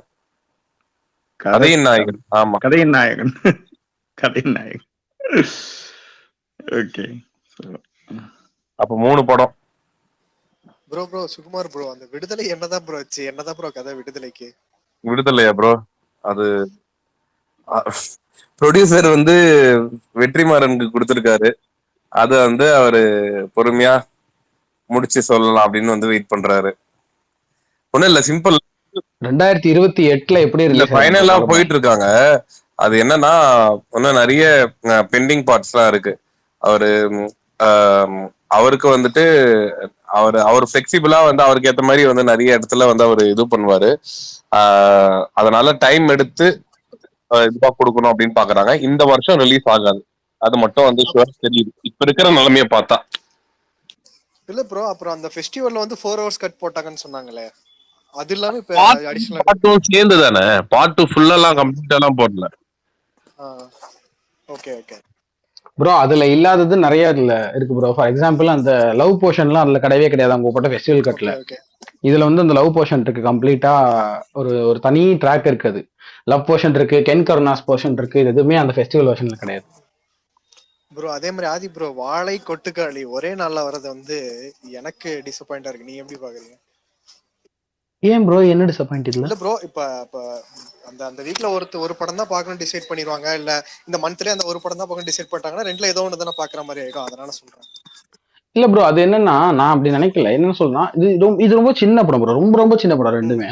ஸோ ரொம்ப சின்ன ரிலீசஸ் தான். அண்ட் ரெண்டுமே ஒரு என்ன சொல்ற, ஒரு செலிப்ரேஷன் மாதிரியான ஒரு படங்கள் கிடையாதுல்ல, ஒரு பெரிய மாஸ் ஹீரோ படங்கள் கிடையாது. ஸோ என்ன ஆகும்னா, இப்போ ரெண்டுமே நல்லா இருக்கு அப்படின்னு ரிவ்யூஸ் வந்துச்சுன்னு வச்சுக்கோங்களேன், இவங்க 2 பேர் மேலேயுமே ஒரு இப்போ மாரிக்குன்னு ஒரு ஆடியன்ஸ் இருக்காங்க, அவங்க கண்டிப்பா போயிடுவாங்க. ஒரு கலையை நேசிக்கிற அந்த சினிஃபைல்ஸோ அந்த ஆடியன்ஸோ இல்ல என்ன சொல்றது, இந்த பாட்டெல்லாம் சேர்ந்து ஒரு ஒரு ஃபீல் ஒன்று கொடுத்துருக்குல்ல. ஸோ அந்த அந்த அந்த அதுவோ அப்புறம் அந்த அந்த படம் வந்து பயங்கர என்ன சொல்றது, ரொம்ப அது ரொம்ப என்ன சொல்றது, ஒரு ஒரு பெரிய தாக்கத்தை கொடுக்குற படம் அது. சரியா, ரொம்ப அப்படியே ஒரு மாதிரி ஹார்ட் ஃபெல்ட்டான படம் அது. ஸோ கிட்டத்தட்ட அது அதுக்கான ஆடியன்ஸ் அது தேடிக்கும். ஒரு ஒரு சினி ஃபைல்ஸான ஒரு ஆடியன்ஸ்லாம் அதுக்கு போயிடுவாங்க. சூரிக்கு ஏற்கனவே ஒரு சின்ன ஒரு ஹீரோக்கு, நான் எப்பவுமே அதை அடிக்கடி சொல்லுவேன், ஒரு ஹீரோக்கு அந்த குட்வில் ரொம்ப முக்கியம். நல்லா இருக்கணும்ப்பா, இவன் நல்லா வரணும்ப்பா அப்படிங்கிறது இருக்குல்ல. நீங்க கம்பேர் பண்ணீங்கன்னா கடந்த ஒரு 12-13 வருஷமா மிகப்பெரிய ஹிட்ஸ் எல்லாம் கிடையாது விக்ரமுக்கு. ஆனா சமீபத்துல வந்த சில படங்கள் வந்து ரொம்ப மோசமான ரிவ்யூஸ் வாங்கியிருக்கு, இல்ல கலெக்ஷன்ஸ் ஆயிருக்கு. ஆனா கூட இப்ப வரைக்கும் பாருங்களேன், நமக்கே கூட என்ன தோணுனா, ஒரு விக்ரம் படம் வந்துட்டுனா அவர் ஜெயிச்சிடணும்ப்பா அப்படின்ற அந்த ஒரு ஃபீல் இருக்கும், நல்லா வந்துடணும்ப்பா அப்படின்ற ஒரு ஃபீல் இருக்கும்ல. இந்த குட்வில் ஒரு ஹீரோக்கு ரொம்ப முக்கியம். அது உங்களுக்கு உங்களுக்கு வியாபார ரீதியாவோ இல்ல விமர்சன ரீதியாவோ நீங்க லைட்டா தடம் பொருளும் போது கூட அது உங்களை காப்பாத்தி கூட்டு போகும். எனக்கு தெரிஞ்சு அது வந்து பயங்கரமா இருக்காது சூரிக்கு. இத்தனை பேர் கொத்து கொத்தா போய் கருடனுக்கு போனதெல்லாம் பெரிய விஷயம். இந்த ஓப்பனிங் கருடன் கடைசி ஓப்பனிங் இருக்குல்ல, அது வேற, அது எக்ஸ்ட்ரா, அது போக எக்ஸ்ட்ரா, இந்த குட்வில் போக எக்ஸ்ட்ராவா அது ஒரு விஷயம் இருக்கும். அது இப்ப அவரு நல்லவன் பண்றாருன்ற பட்சத்துல. அண்ட் இன்னொன்னு, இவருடைய முன்னாடி படம் ரொம்ப பேர் பார்த்தது கிடையாது, இது பெபிள் சொல்றேன் நான். ஆனா அந்த வார்த்தை மட்டும் எல்லாருமே கேட்டிருப்போம், கூழாங்கல்னு ஒரு படம்பா பயங்கரமா இருக்காம்பா, அதுக்கு அவர் அவார்டு வாங்கினார்ப்பா அப்படின்னு சொல்லிட்டு. அப்ப என்ன ஆடியன்ஸ்க்கு என்னன்னா, சரி என்னதான் இருக்குன்னு போய் பார்ப்போமே, ஊரே இவரை பத்தி சொல்றாங்கல்ல. இப்ப வெற்றிமாறன் சொல்றாரு, நான்லாம் ஒண்ணுமே கிடையாது, அந்த பையன் தான் அடுத்த பெரிய நெக்ஸ்ட் பிக் திங் தமிழ் சினிமால அப்படின்னு சொல்றாரு. வெற்றியே எப்படி சொல்றாரா, அப்ப அவர் படத்துல என்ன இருக்குன்னு போய் பார்ப்போம் அப்படிங்கிற ஒரு ஒரு இருக்குல்ல. சோ அந்த மாதிரியான கூட்டங்கள் தான் பெரும்பாலும் போவாங்க இந்த 2 படத்துக்குன்ற பட்சத்துல. இன்னொன்னு, இது ரொம்ப சின்ன படம் ப்ரோ. மாரியோட கேரியர்லயுமே ஒரு மாமன்னன் மாதிரியோ ஒரு கர்ணன் கிடைச்ச மாதிரியோ ஒரு கிராண்ட் ஸ்கேல் படம் கிடையாது. ரொம்ப சின்ன படம், அழகான படம், ஒரு சின்ன படம், ரொம்ப சின்ன படம். அது ஒரு சின்ன பசங்களை வச்சு எடுக்கிற ஒரு சின்ன படம். ஸோ எனக்கு தெரிஞ்சு ஓரளவுக்கு ஹார்ட் ஃபெல்ட்டா இருக்கு, நல்லா இருக்குன்னு ரிவ்யூ வந்துருச்சுன்னா அது இந்த படத்தை காப்பாத்திரும்னு நினைக்கிறேன். இன்னொரு கொத்து கொத்தா தரண்டு போய் பார்த்தா தான் இந்த படம் எல்லாம் பெரிய கலெக்ஷன் பண்ணுன்றது கிடையாது. இது போட்ட காசு இது எடுக்கிறதுக்கு 40 நாள் அந்த படத்தை முடிச்சிட்டாப்ல மாதிரி. ஸோ இது போட்ட காசு இந்த படம் எடுக்கிறதுக்கு ரொம்ப கம்மி ஆடியன்ஸ் போய் பார்த்தாலே போதும். ஐ மீன் இதுக்கான ஆடியன்ஸ் போய் அதை பார்த்தாலே போதும். என்னென்ன படம் கேக்குதா? எனக்கு இப்பதான் கேக்குது. நான் பேசுறது கேக்குதா? என்ன கேக்குதா எனக்குன்றீங்க? உங்களுக்கு கேக்குதா இல்லையான்னு நான் பேசுறது உங்களுக்கு கேக்குதா? கன்ஃபியூஸ் ஆயிட்டேன், ஏன்னா இவ்வளவு நேரம் கேட்கல. ஓ கேட்கல பிரகாஷ், கேட்கல பிரகாஷ். ஓகே, அப்ப ஓகே.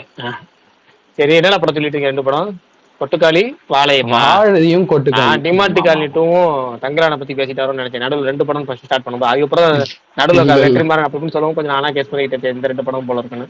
அப்புறம் ஒரு ஷாக்கிங்கான நியூஸ் என்னன்னா, இந்த கேஜிஎஃப் யாஸ் நடிக்கிற படத்துக்கு வந்து டீசர் வந்து இந்த டாக்ஸிக்ங்கிற படத்துக்கு டீசர் எல்லாம் போட்டுட்டு இருந்தாங்க, அனௌன்ஸ்மெண்ட் டீசர் எல்லாம் தியேட்டர்ல போட்டுட்டு இருந்தாங்க.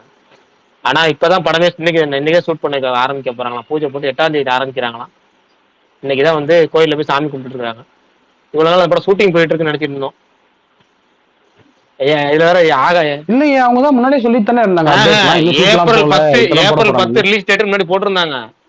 அந்த டீசர்லயே வரும் ஏப்ரல் 10 ரிலீஸ் டேட்னு. இப்பதான் ஷூட்டிங் போறாங்கன்னா இனிமேல் எப்போ அங்க போய் ஷூட்டிங் ஏப்ரல் 10 ரிலீஸ் பண்ணுவாங்கன்ற மாதிரி மாறிடுச்சு. இது 2024 ஏப்ரல் 10 2025 ஏப்ரல் 10 அவங்க சொன்னது. ஆமா, பெரிய படம்லாம் அனௌன்ஸ் பண்ணாங்க. அப்படின்னா அது மேட்டர் இல்ல கார்த்தி.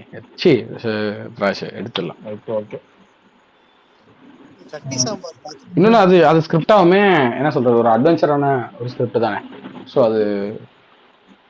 அது அந்த படம் வந்து ரொம்ப அண்ட் இன்னொன்னு அவங்க முன்னாடி எடுத்த படமும் எனக்கு அது ரொம்ப இன்ட்ரெஸ்டிங்கான ஒரு விஷயம். பயங்கர ஒரு அவார்டு ஃபிலிம் மாதிரி ஒன்னு எடுத்த ஒரு டைரக்டர் கிட்ட யஷ் மாதிரி ஒரு ஹீரோ வந்து இந்த ஒரு ஸ்கிரிப்டோட போறதுன்றது இருக்குல்ல, அது பயங்கர ஒரு ஒரு ஒரு ஒரு பெரிய அட்வென்ச்சர் தான். ஆமாங்க, அதான் சொல்றேன். இந்த அட்வென்ச்சர் படத்தை இதுக்கு முன்னாடி ஒன்னு எடுத்தாங்கல்ல, அவங்க மூத்தோன் தான் எடுத்தாங்க அவங்க. ஸோ மூத்தோன் எடுத்த டைரக்டர் கிட்ட ஒரு மாஸ் கமர்ஷியல் ஒரு பெரிய படம், ஒரு அட்வென்ச்சர் படத்தை கொடுக்குறாங்கன்றது இருக்குல்ல, அதுவே ஒரு பயங்கர சர்ப்ரைஸான அதுல உள்ள என்ன இருக்கும் அப்படின்ற மாதிரி நான் சொல்றேன். அதுவே பெரிய அட்வென்ச்சருங்கிறேன். இந்த மாதிரி டைரக்டர் இந்த மாதிரி படம் கொடுக்குறேன் அட்வென்ச்சர் ஜானருக்காக. ஓ அதான் சொல்றீங்களா? ஓகே. நான் அதான் யோசிச்சேன், மூத்தோன் எப்படி அட்வென்ச்சர் அப்படின்னு யோசிச்சேன். இது மாதிரி ஒரு டைரக்டர், ஏன்னா ஒரு கேஜிஎஃப் மாதிரி ஒரு 2 பாட்டு படத்தை பயங்கரமா அந்த ஒரு படத்தால ரீச் ஆயிட்டு வேற ஒரு பெரிய, அதாவது எப்படின்னா கமர்ஷியலா ஒரு பெரிய டைரக்டரோ இல்ல வந்து திரும்ப வந்து வேற வேற மாதிரி டைப்ல பண்றத விட டக்குனு ஒரு லேடி டேரக்டர் அப்படின்னு செலக்ஷன் பண்ணி அவங்களும் இதுக்கு முன்னாடி வந்து ஃபுல் கமர்ஷியல் அவங்க படம் பண்ணி பார்த்தது இல்லைங்கிறப்பையும் ஒரு டிஃப்ரெண்டான முயற்சி பண்ணியிருக்கிறாரு. அதுவே பெரிய அட்வென்ச்சர்னு. கரெக்ட் இல்ல எனக்கு அந்த படத்தை பத்தியும் தெரியும், அந்த அந்த அந்த படம் பத்தி தெரியும், அது ஒர்க் பண்றாங்க அதெல்லாம் இருக்கு. ஸோ எனக்கு என்ன ரொம்ப அதுல ஆச்சரியமான விஷயம்னா ஒரு கட்ஸ் இருக்குல்ல. அவங்க அந்த அங்க இருக்கிறவங்க சொன்னாங்க, அதுல அந்த படத்தோட சம்பந்தம் சொன்னாங்க, ரெக்கிக்கெல்லாம் இவர் போறாராம். ரெக்கினா மேபி சாரி கேட்கறவங்களுக்கு மேபி ஏதாவது தெரியலன்னா அது லொக்கேஷன் பாக்குறது சரியா. ஸோ அதுதான் ரெக்கின்னு சொல்லுவாங்க. ஸோ லொக்கேஷன் பாக்குறதுக்கு கேரளா கிளம்பி இவர் போயிருக்காரு. நான் ஆச்சரியம், என்ன மேம் சொல்றீங்க, லொக்கேஷன் பாக்குறதுக்கு இங்க ஹீரோ கிளம்பி போறாரு அப்படின்னு. இல்லங்க போறாருங்க, இது பரவாயில்லைங்க. போன படத்துல கேஜிஎஃப் எல்லாம் டப்பிங் ஸ்டுடியோல மொத்த நேரம் அவர் தான் உட்காந்து இருந்தாப்ல. இவங்க எல்லாம் வருவாங்கல்ல, அந்த அவங்க பேர் என்ன டக்குன்னு மறந்து போச்சு எனக்கு, இந்த ஜமுனா செத்துருவேன் ஜமுனா அப்படின்னா செத்துப்போ பண்ணுவாங்களே ஜேஜேல, அவங்க பேர் என்ன, கதை கேட்பாங்கல்ல அவங்க. மாளவிகா அவினாஷ். அவங்களுக்கு வந்து இல்ல மாளவிகா ஹீரோயின் பேர் தெரியுங்க, இவரு மாளவிகா இவங்க பேரு. ஸோ அவங்க வந்து அந்த இது வருவாங்கல்ல கேஜிஎஃப்ல அந்த நரேட்டர் இவங்களா வருவாங்கல்ல அந்த இன்வெஸ்டிகேஷன் ஆஃபீஸரா, அவங்க போர்ஷன்ஸ் வந்து லாஸ்ட்ல தான் சேர்த்தான்.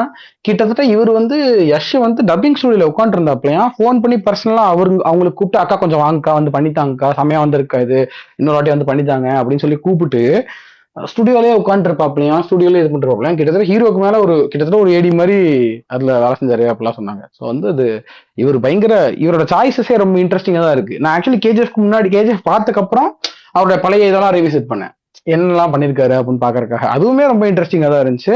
குறிப்பா கேஜிஎஃப் 1-2 இவ்வளவு பெரிய ஹிட் ஆயிடுச்சு, கேஜிஎஃப் 3 பைப் லைன்ல இருக்கு. ஆனா அதுக்கு நடுவில் ஒருத்தர் இந்த மாதிரி ஒண்ணு சூஸ் பண்றாருன்றது இருக்குல்ல, பயங்கர டேரிங்கான மூவ் அது. ஒரு ஜாலியான ஒரு மூவ் அது. ஒரு எக்ஸ்பெரிமெண்ட் பண்ணி பார்க்கலாம் அப்படின்னு கிரேசியா சினிமாவை அணுகிற ஒருத்தரால தான் பண்ண முடியும்ல. ஸோ அது ஒரு மாதிரி ஜாலியா, அது மேல ஒரு நல்ல, எனக்கு அந்த படத்து மேல இருக்கிற மிகப்பெரிய எக்ஸ்பெக்டேஷன் அந்த ஏரியா தான். பார்ப்போம். இப்ப 8ஆம் தேதி ஷூட்டிங் ஆரம்பிக்க போறாங்களா, எப்படி வருதுங்கிறத பார்ப்போம். மிகப்பெரிய பரிச்சார்த்த முயற்சி தான் இது, பார்த்துருவோம். ஆனா ஒண்ணு, பிரபாஸ் யாஸ், இந்த பிரபாஸ் ரூட்ல யாஸ் போகல. பிரபாஸ் ரூட்ல இந்தியாவிலே வேற யாரும் போக முடியாது.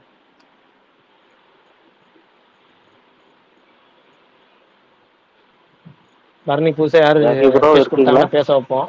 ஜாக்கி ப்ரோ இருக்காரு. நான் பிரகாஷ் கேள்வி கேட்பீங்க வழக்கமா, கேள்வி எல்லாம் இன்னைக்கு உங்களுக்காக ஸ்பெஷலா ரெடி பண்ணி வச்சிருக்கோம் ப்ரோ நிறைய. தோழர் ப்ரோ நேத்து நீங்க வரல, தப்பிச்சிட்டீங்க. ஆமா நான் நேத்து ரெக்கார்டிங் கேட்டேன். நான் ரெக்கார்டிங் கேட்டேன் சூப்பரா இருந்துச்சு நேத்து. இப்ப பிரகாஷ் கேட்ட கேள்வி அது கண்டுபிடிச்சீங்களா? யார் ஐஎஃப் நம்ம ஜாக்கி சாரே கேட்போம், யார் ஆன்சர் பண்ணுவானா. சார் இருக்கீங்களா?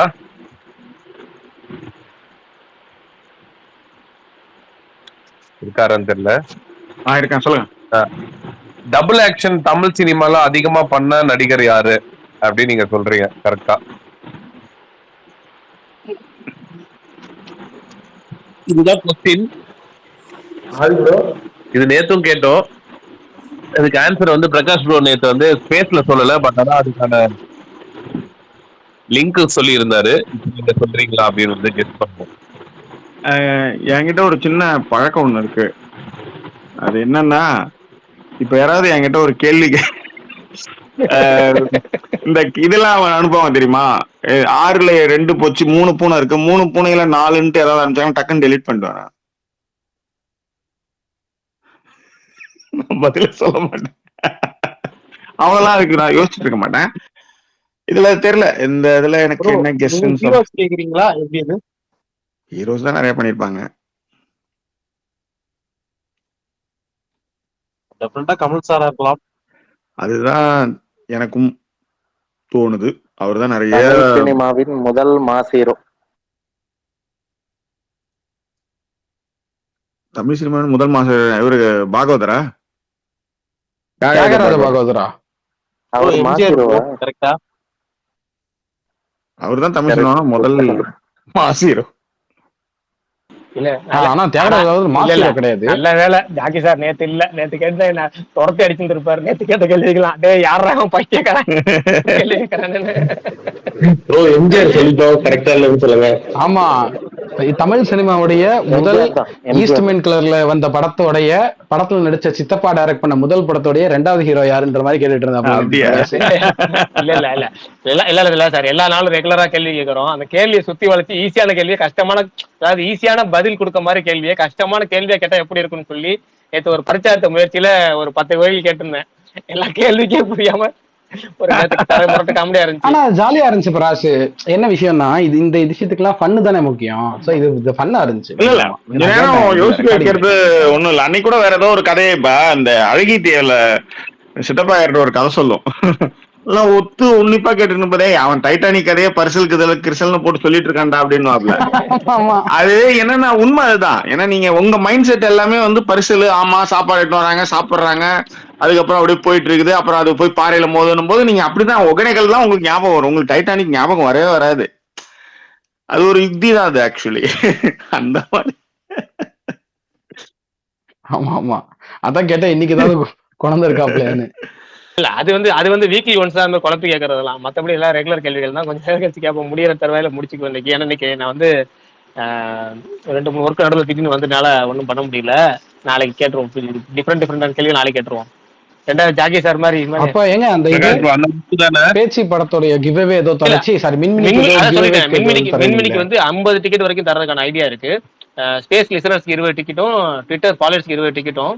ஆமாங்க, அதுக்கான கேள்விகள் கேள்விகளே கிடையாது. ஏன்னா புக்கிங் ஓபன் பண்ண உடனே கேள்விகள் இல்லாம ட்விட்டர்ல வந்து 20 பேருக்கு தந்துடுறது.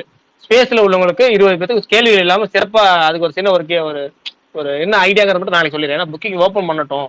ஏன்னா புக்கிங் ஓபன் பண்றவங்க நிறைய பேர் டிக்கெட் கேட்டாங்கன்னா அந்த தேட்டர்ல இந்த ஊர்ல படமே ரிலீஸ் ஆகல கஷ்டமா போயிடக்கூடாது. இல்ல அதனால புக்கிங்ல ஓபன் பண்ணதுக்கு அப்புறம் அந்த ஷோ டைம் அலாட்மெண்ட்டுக்கு ஏற்ற மாதிரி அவங்க கேட்டாங்கன்னா அதுக்கேற்ற மாதிரி அவங்க தேர்ந்தெடுத்து கொடுத்துடலாம். 50 டிக்கெட் வரைக்கும் கொடுக்குற ஐடியா இருக்கு மின்மினிக்கு. நாளைக்கு புக்கிங் ஓபன் பண்ணதுக்கு அப்புறம் அனௌன்ஸ் பண்ணுவாங்க. அப்புறம் பேச்சு டிக்கெட்டுக்கான கிவ்வே வந்து மின்மினின்ற இது வந்து ப்ரொடியூசர் சைடு பண்றீங்களா, டிஸ்ட்ரிபியூட்டர் சைடா இல்ல உங்க சைடா? அது டீடைலா நாளைக்கு சொல்லிடுறேனே. Okay okay bro, thanks. Okay okay. ஏங்க பிரகாஷ் வந்து இந்த கல்கிக்கெல்லாம் வந்து வாங்கின பங்கு பணத்தை வந்து என்ன பண்றதுன்னு தெரியாம தெரிஞ்சுக்கிட்டு வீட்டுல அடிக்க வச்சிருக்காரு பீரோ ரம்பி என்ன ஆகுதுன்னு தெரியல. வெளியே வலிஞ்சு விழுகுது. சோ தண்ணி மழை தண்ணியா இருக்குன்றதுனால அதுல காசு போட்டுருக்காரு. ஆமா ஆமா, சீரியஸா இந்தியன் டூல ஓன் காசு போட்டு ஒரு 2800 செலவு பண்ணதான் மிச்சம். இந்தியன் டூக்கும் வந்து அவருக்கு வந்து பங்கு வந்தது ப்ரோ. படத்துக்கு முன்னாடி பேசினார்ல நிறைய. ஆமா ஆமா ஆமா பங்கு வந்து. ஆமா ஆமா ஆமா, இவர் மட்டும் தான் பேசிட்டு இருந்தாரு பாசிட்டிவா. எப்படி வந்து தங்கலானுக்கும் வாழைக்கும் வந்து நம்ம தோழர் ப்ரோக்கு பங்கு உண்டோ அந்த மாதிரி. இல்ல அவர் படத்திலேயே பங்கு உண்டுங்க. அவரோட பங்கு வேறங்க. நம்மளுக்கு அவர் மேல அபத்தம் என்னன்னா அவர் என் மேல அபாண்ட பழி சுமத்துறாரு. அதாவது கல்கி டீம் எனக்கு அவங்க ஷேர் பாதி கொடுத்துட்டாங்கன்னு சொல்றாரு. ஆனா எது உண்மையோ இல்லையோ, பொன்னியின் செல்வன் அப்ப பிரகாஷ்க்கு வந்து எத்தனையோ இன்ச்சு டிவி கொடுத்தாங்க. அது மட்டும் கன்ஃபார்ம். அது எல்லாருக்குமே தெரியும். ஆமா எல்லாத்துக்கும் தெரியும். எங்க நீங்க வேற நீங்க அப்படியா ஒண்ணு தனியா அவனை கொடுத்திருந்தா வரவாலையே, ஒண்ணுமே கொடுக்கலையே. லைக்கா ஆக்சுவலி என்ன சொன்னாங்கன்னா, பொன்னியின் செல்வன் எங்களுக்கு மணி சார் சொன்ன கதையோட நீங்க சொன்ன கதை நல்லா இருக்கு அப்படின்னு சொல்லிட்டு பொன்னியின் செல்வன் பார்ட் 3 இல்ல வேற ஏதாவது ஒரு ஸ்கிரிப்ட் உங்ககிட்ட இருந்தா நீங்க டைரக்ட் பண்ணுங்க, நீங்க எழுதுங்கன்னு சொல்லி லைக்கா வந்து பிரகாஷ் நினைச்சு நானே அசிங்கப்பட்டுக்கிறேன். இவ்வளவு வருஷம் இருந்திருக்கோம், ஒரு போர்ட்டபிலிட்டி கூட நம்ம வாங்க முடியாத வக்கு இல்லாத அளவுக்கு நம்ம இருந்திருக்கோமே அப்படின்ற. ஆல்மோஸ்ட் அப்படிதான் சார். இங்க ₹1 இது இல்ல. இவரு சும்மா கிளப்பி விட்டுட்டு இருக்கிற ஒன்னே சொல்ற கேட்டுங்க. இன்னொன்னு உங்கள்ட்ட சொல்ல மறந்துட்டேன். இன்னொன்னு, ஒவ்வொரு மனுஷனும் நம்ம பேசும்போது தப்பி தவறி பொய் வரும். ஆனா தப்பி தவறி உண்மை வர்றது சுமார் போட்டுருந்தா எப்பயாவது ஒரு உண்மை வரும். மற்றபடி எல்லாமே காலையில ஏச்சா நைட்டு தூங்குற 1000 பொய் பேசணும்னு சபதம் எடுத்திருக்காரு. 1000 பொய் பேசும் அவரு மனிதன் அவரு. அதுல 1000 போய் யார்கிட்ட பேசணும்னு சொல்லிட்டு.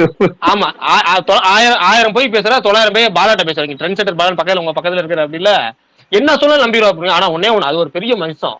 அதாவது சில பேரு அவங்க வீட்டுல உள்ளவங்க சொன்னா கூட நம்ப மாட்டாங்க. ஆனா சுகுமார் ப்ரோ என்ன சொன்னாலும் நம்பி அங்க போறான் பத்தியா அவன் தான் இந்த இவன் அப்படின்னு சொன்னா அப்படின்னு சொல்லி பின்னாடி போய் அண்ணா நீங்க தானே அவன் அப்படின்னு கேட்டுருவாரு. அந்த அளவுக்கு நம்பிக்கையா இவர் சுகுமார் ப்ரோ சொன்னாரு. அந்த அளவுக்கு நம்பக்கூடிய ஒரு ஆளு.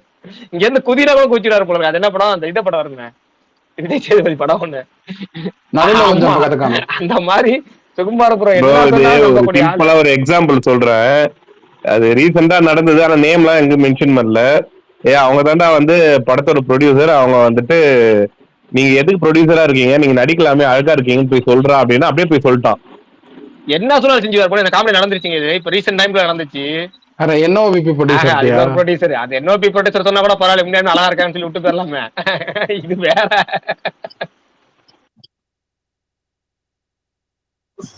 சரிண்ணா போகாதீங்க ரொம்ப. இல்ல இதுல 2 இருக்கு. சுகுமார் ப்ரோ எந்த அளவுக்கு நீங்க உண்மையை பேசுவாருங்கிறத புரிஞ்சுக்கணும். ஃபர்ஸ்ட் லிசனர்ஸ் ஜாக்கிரதையா இருங்கன்னு சொல்ல வரேன். அவர் எப்ப பேசினாலும் கொஞ்சம் பாத்துங்க. 1000 போய் டெய்லி பேசணும் சபதம் எடுத்திருக்கிறாரு. அவர் நம்பிலாம் நீங்க நான் எனக்கு போர்ட்டபிலிட்டி LED கிடைச்சிருக்குன்னு நினைச்சு நம்புனீங்கன்னா அவ்வளவுதான், உங்களுக்கு ஒண்ணும் கிடைக்காது.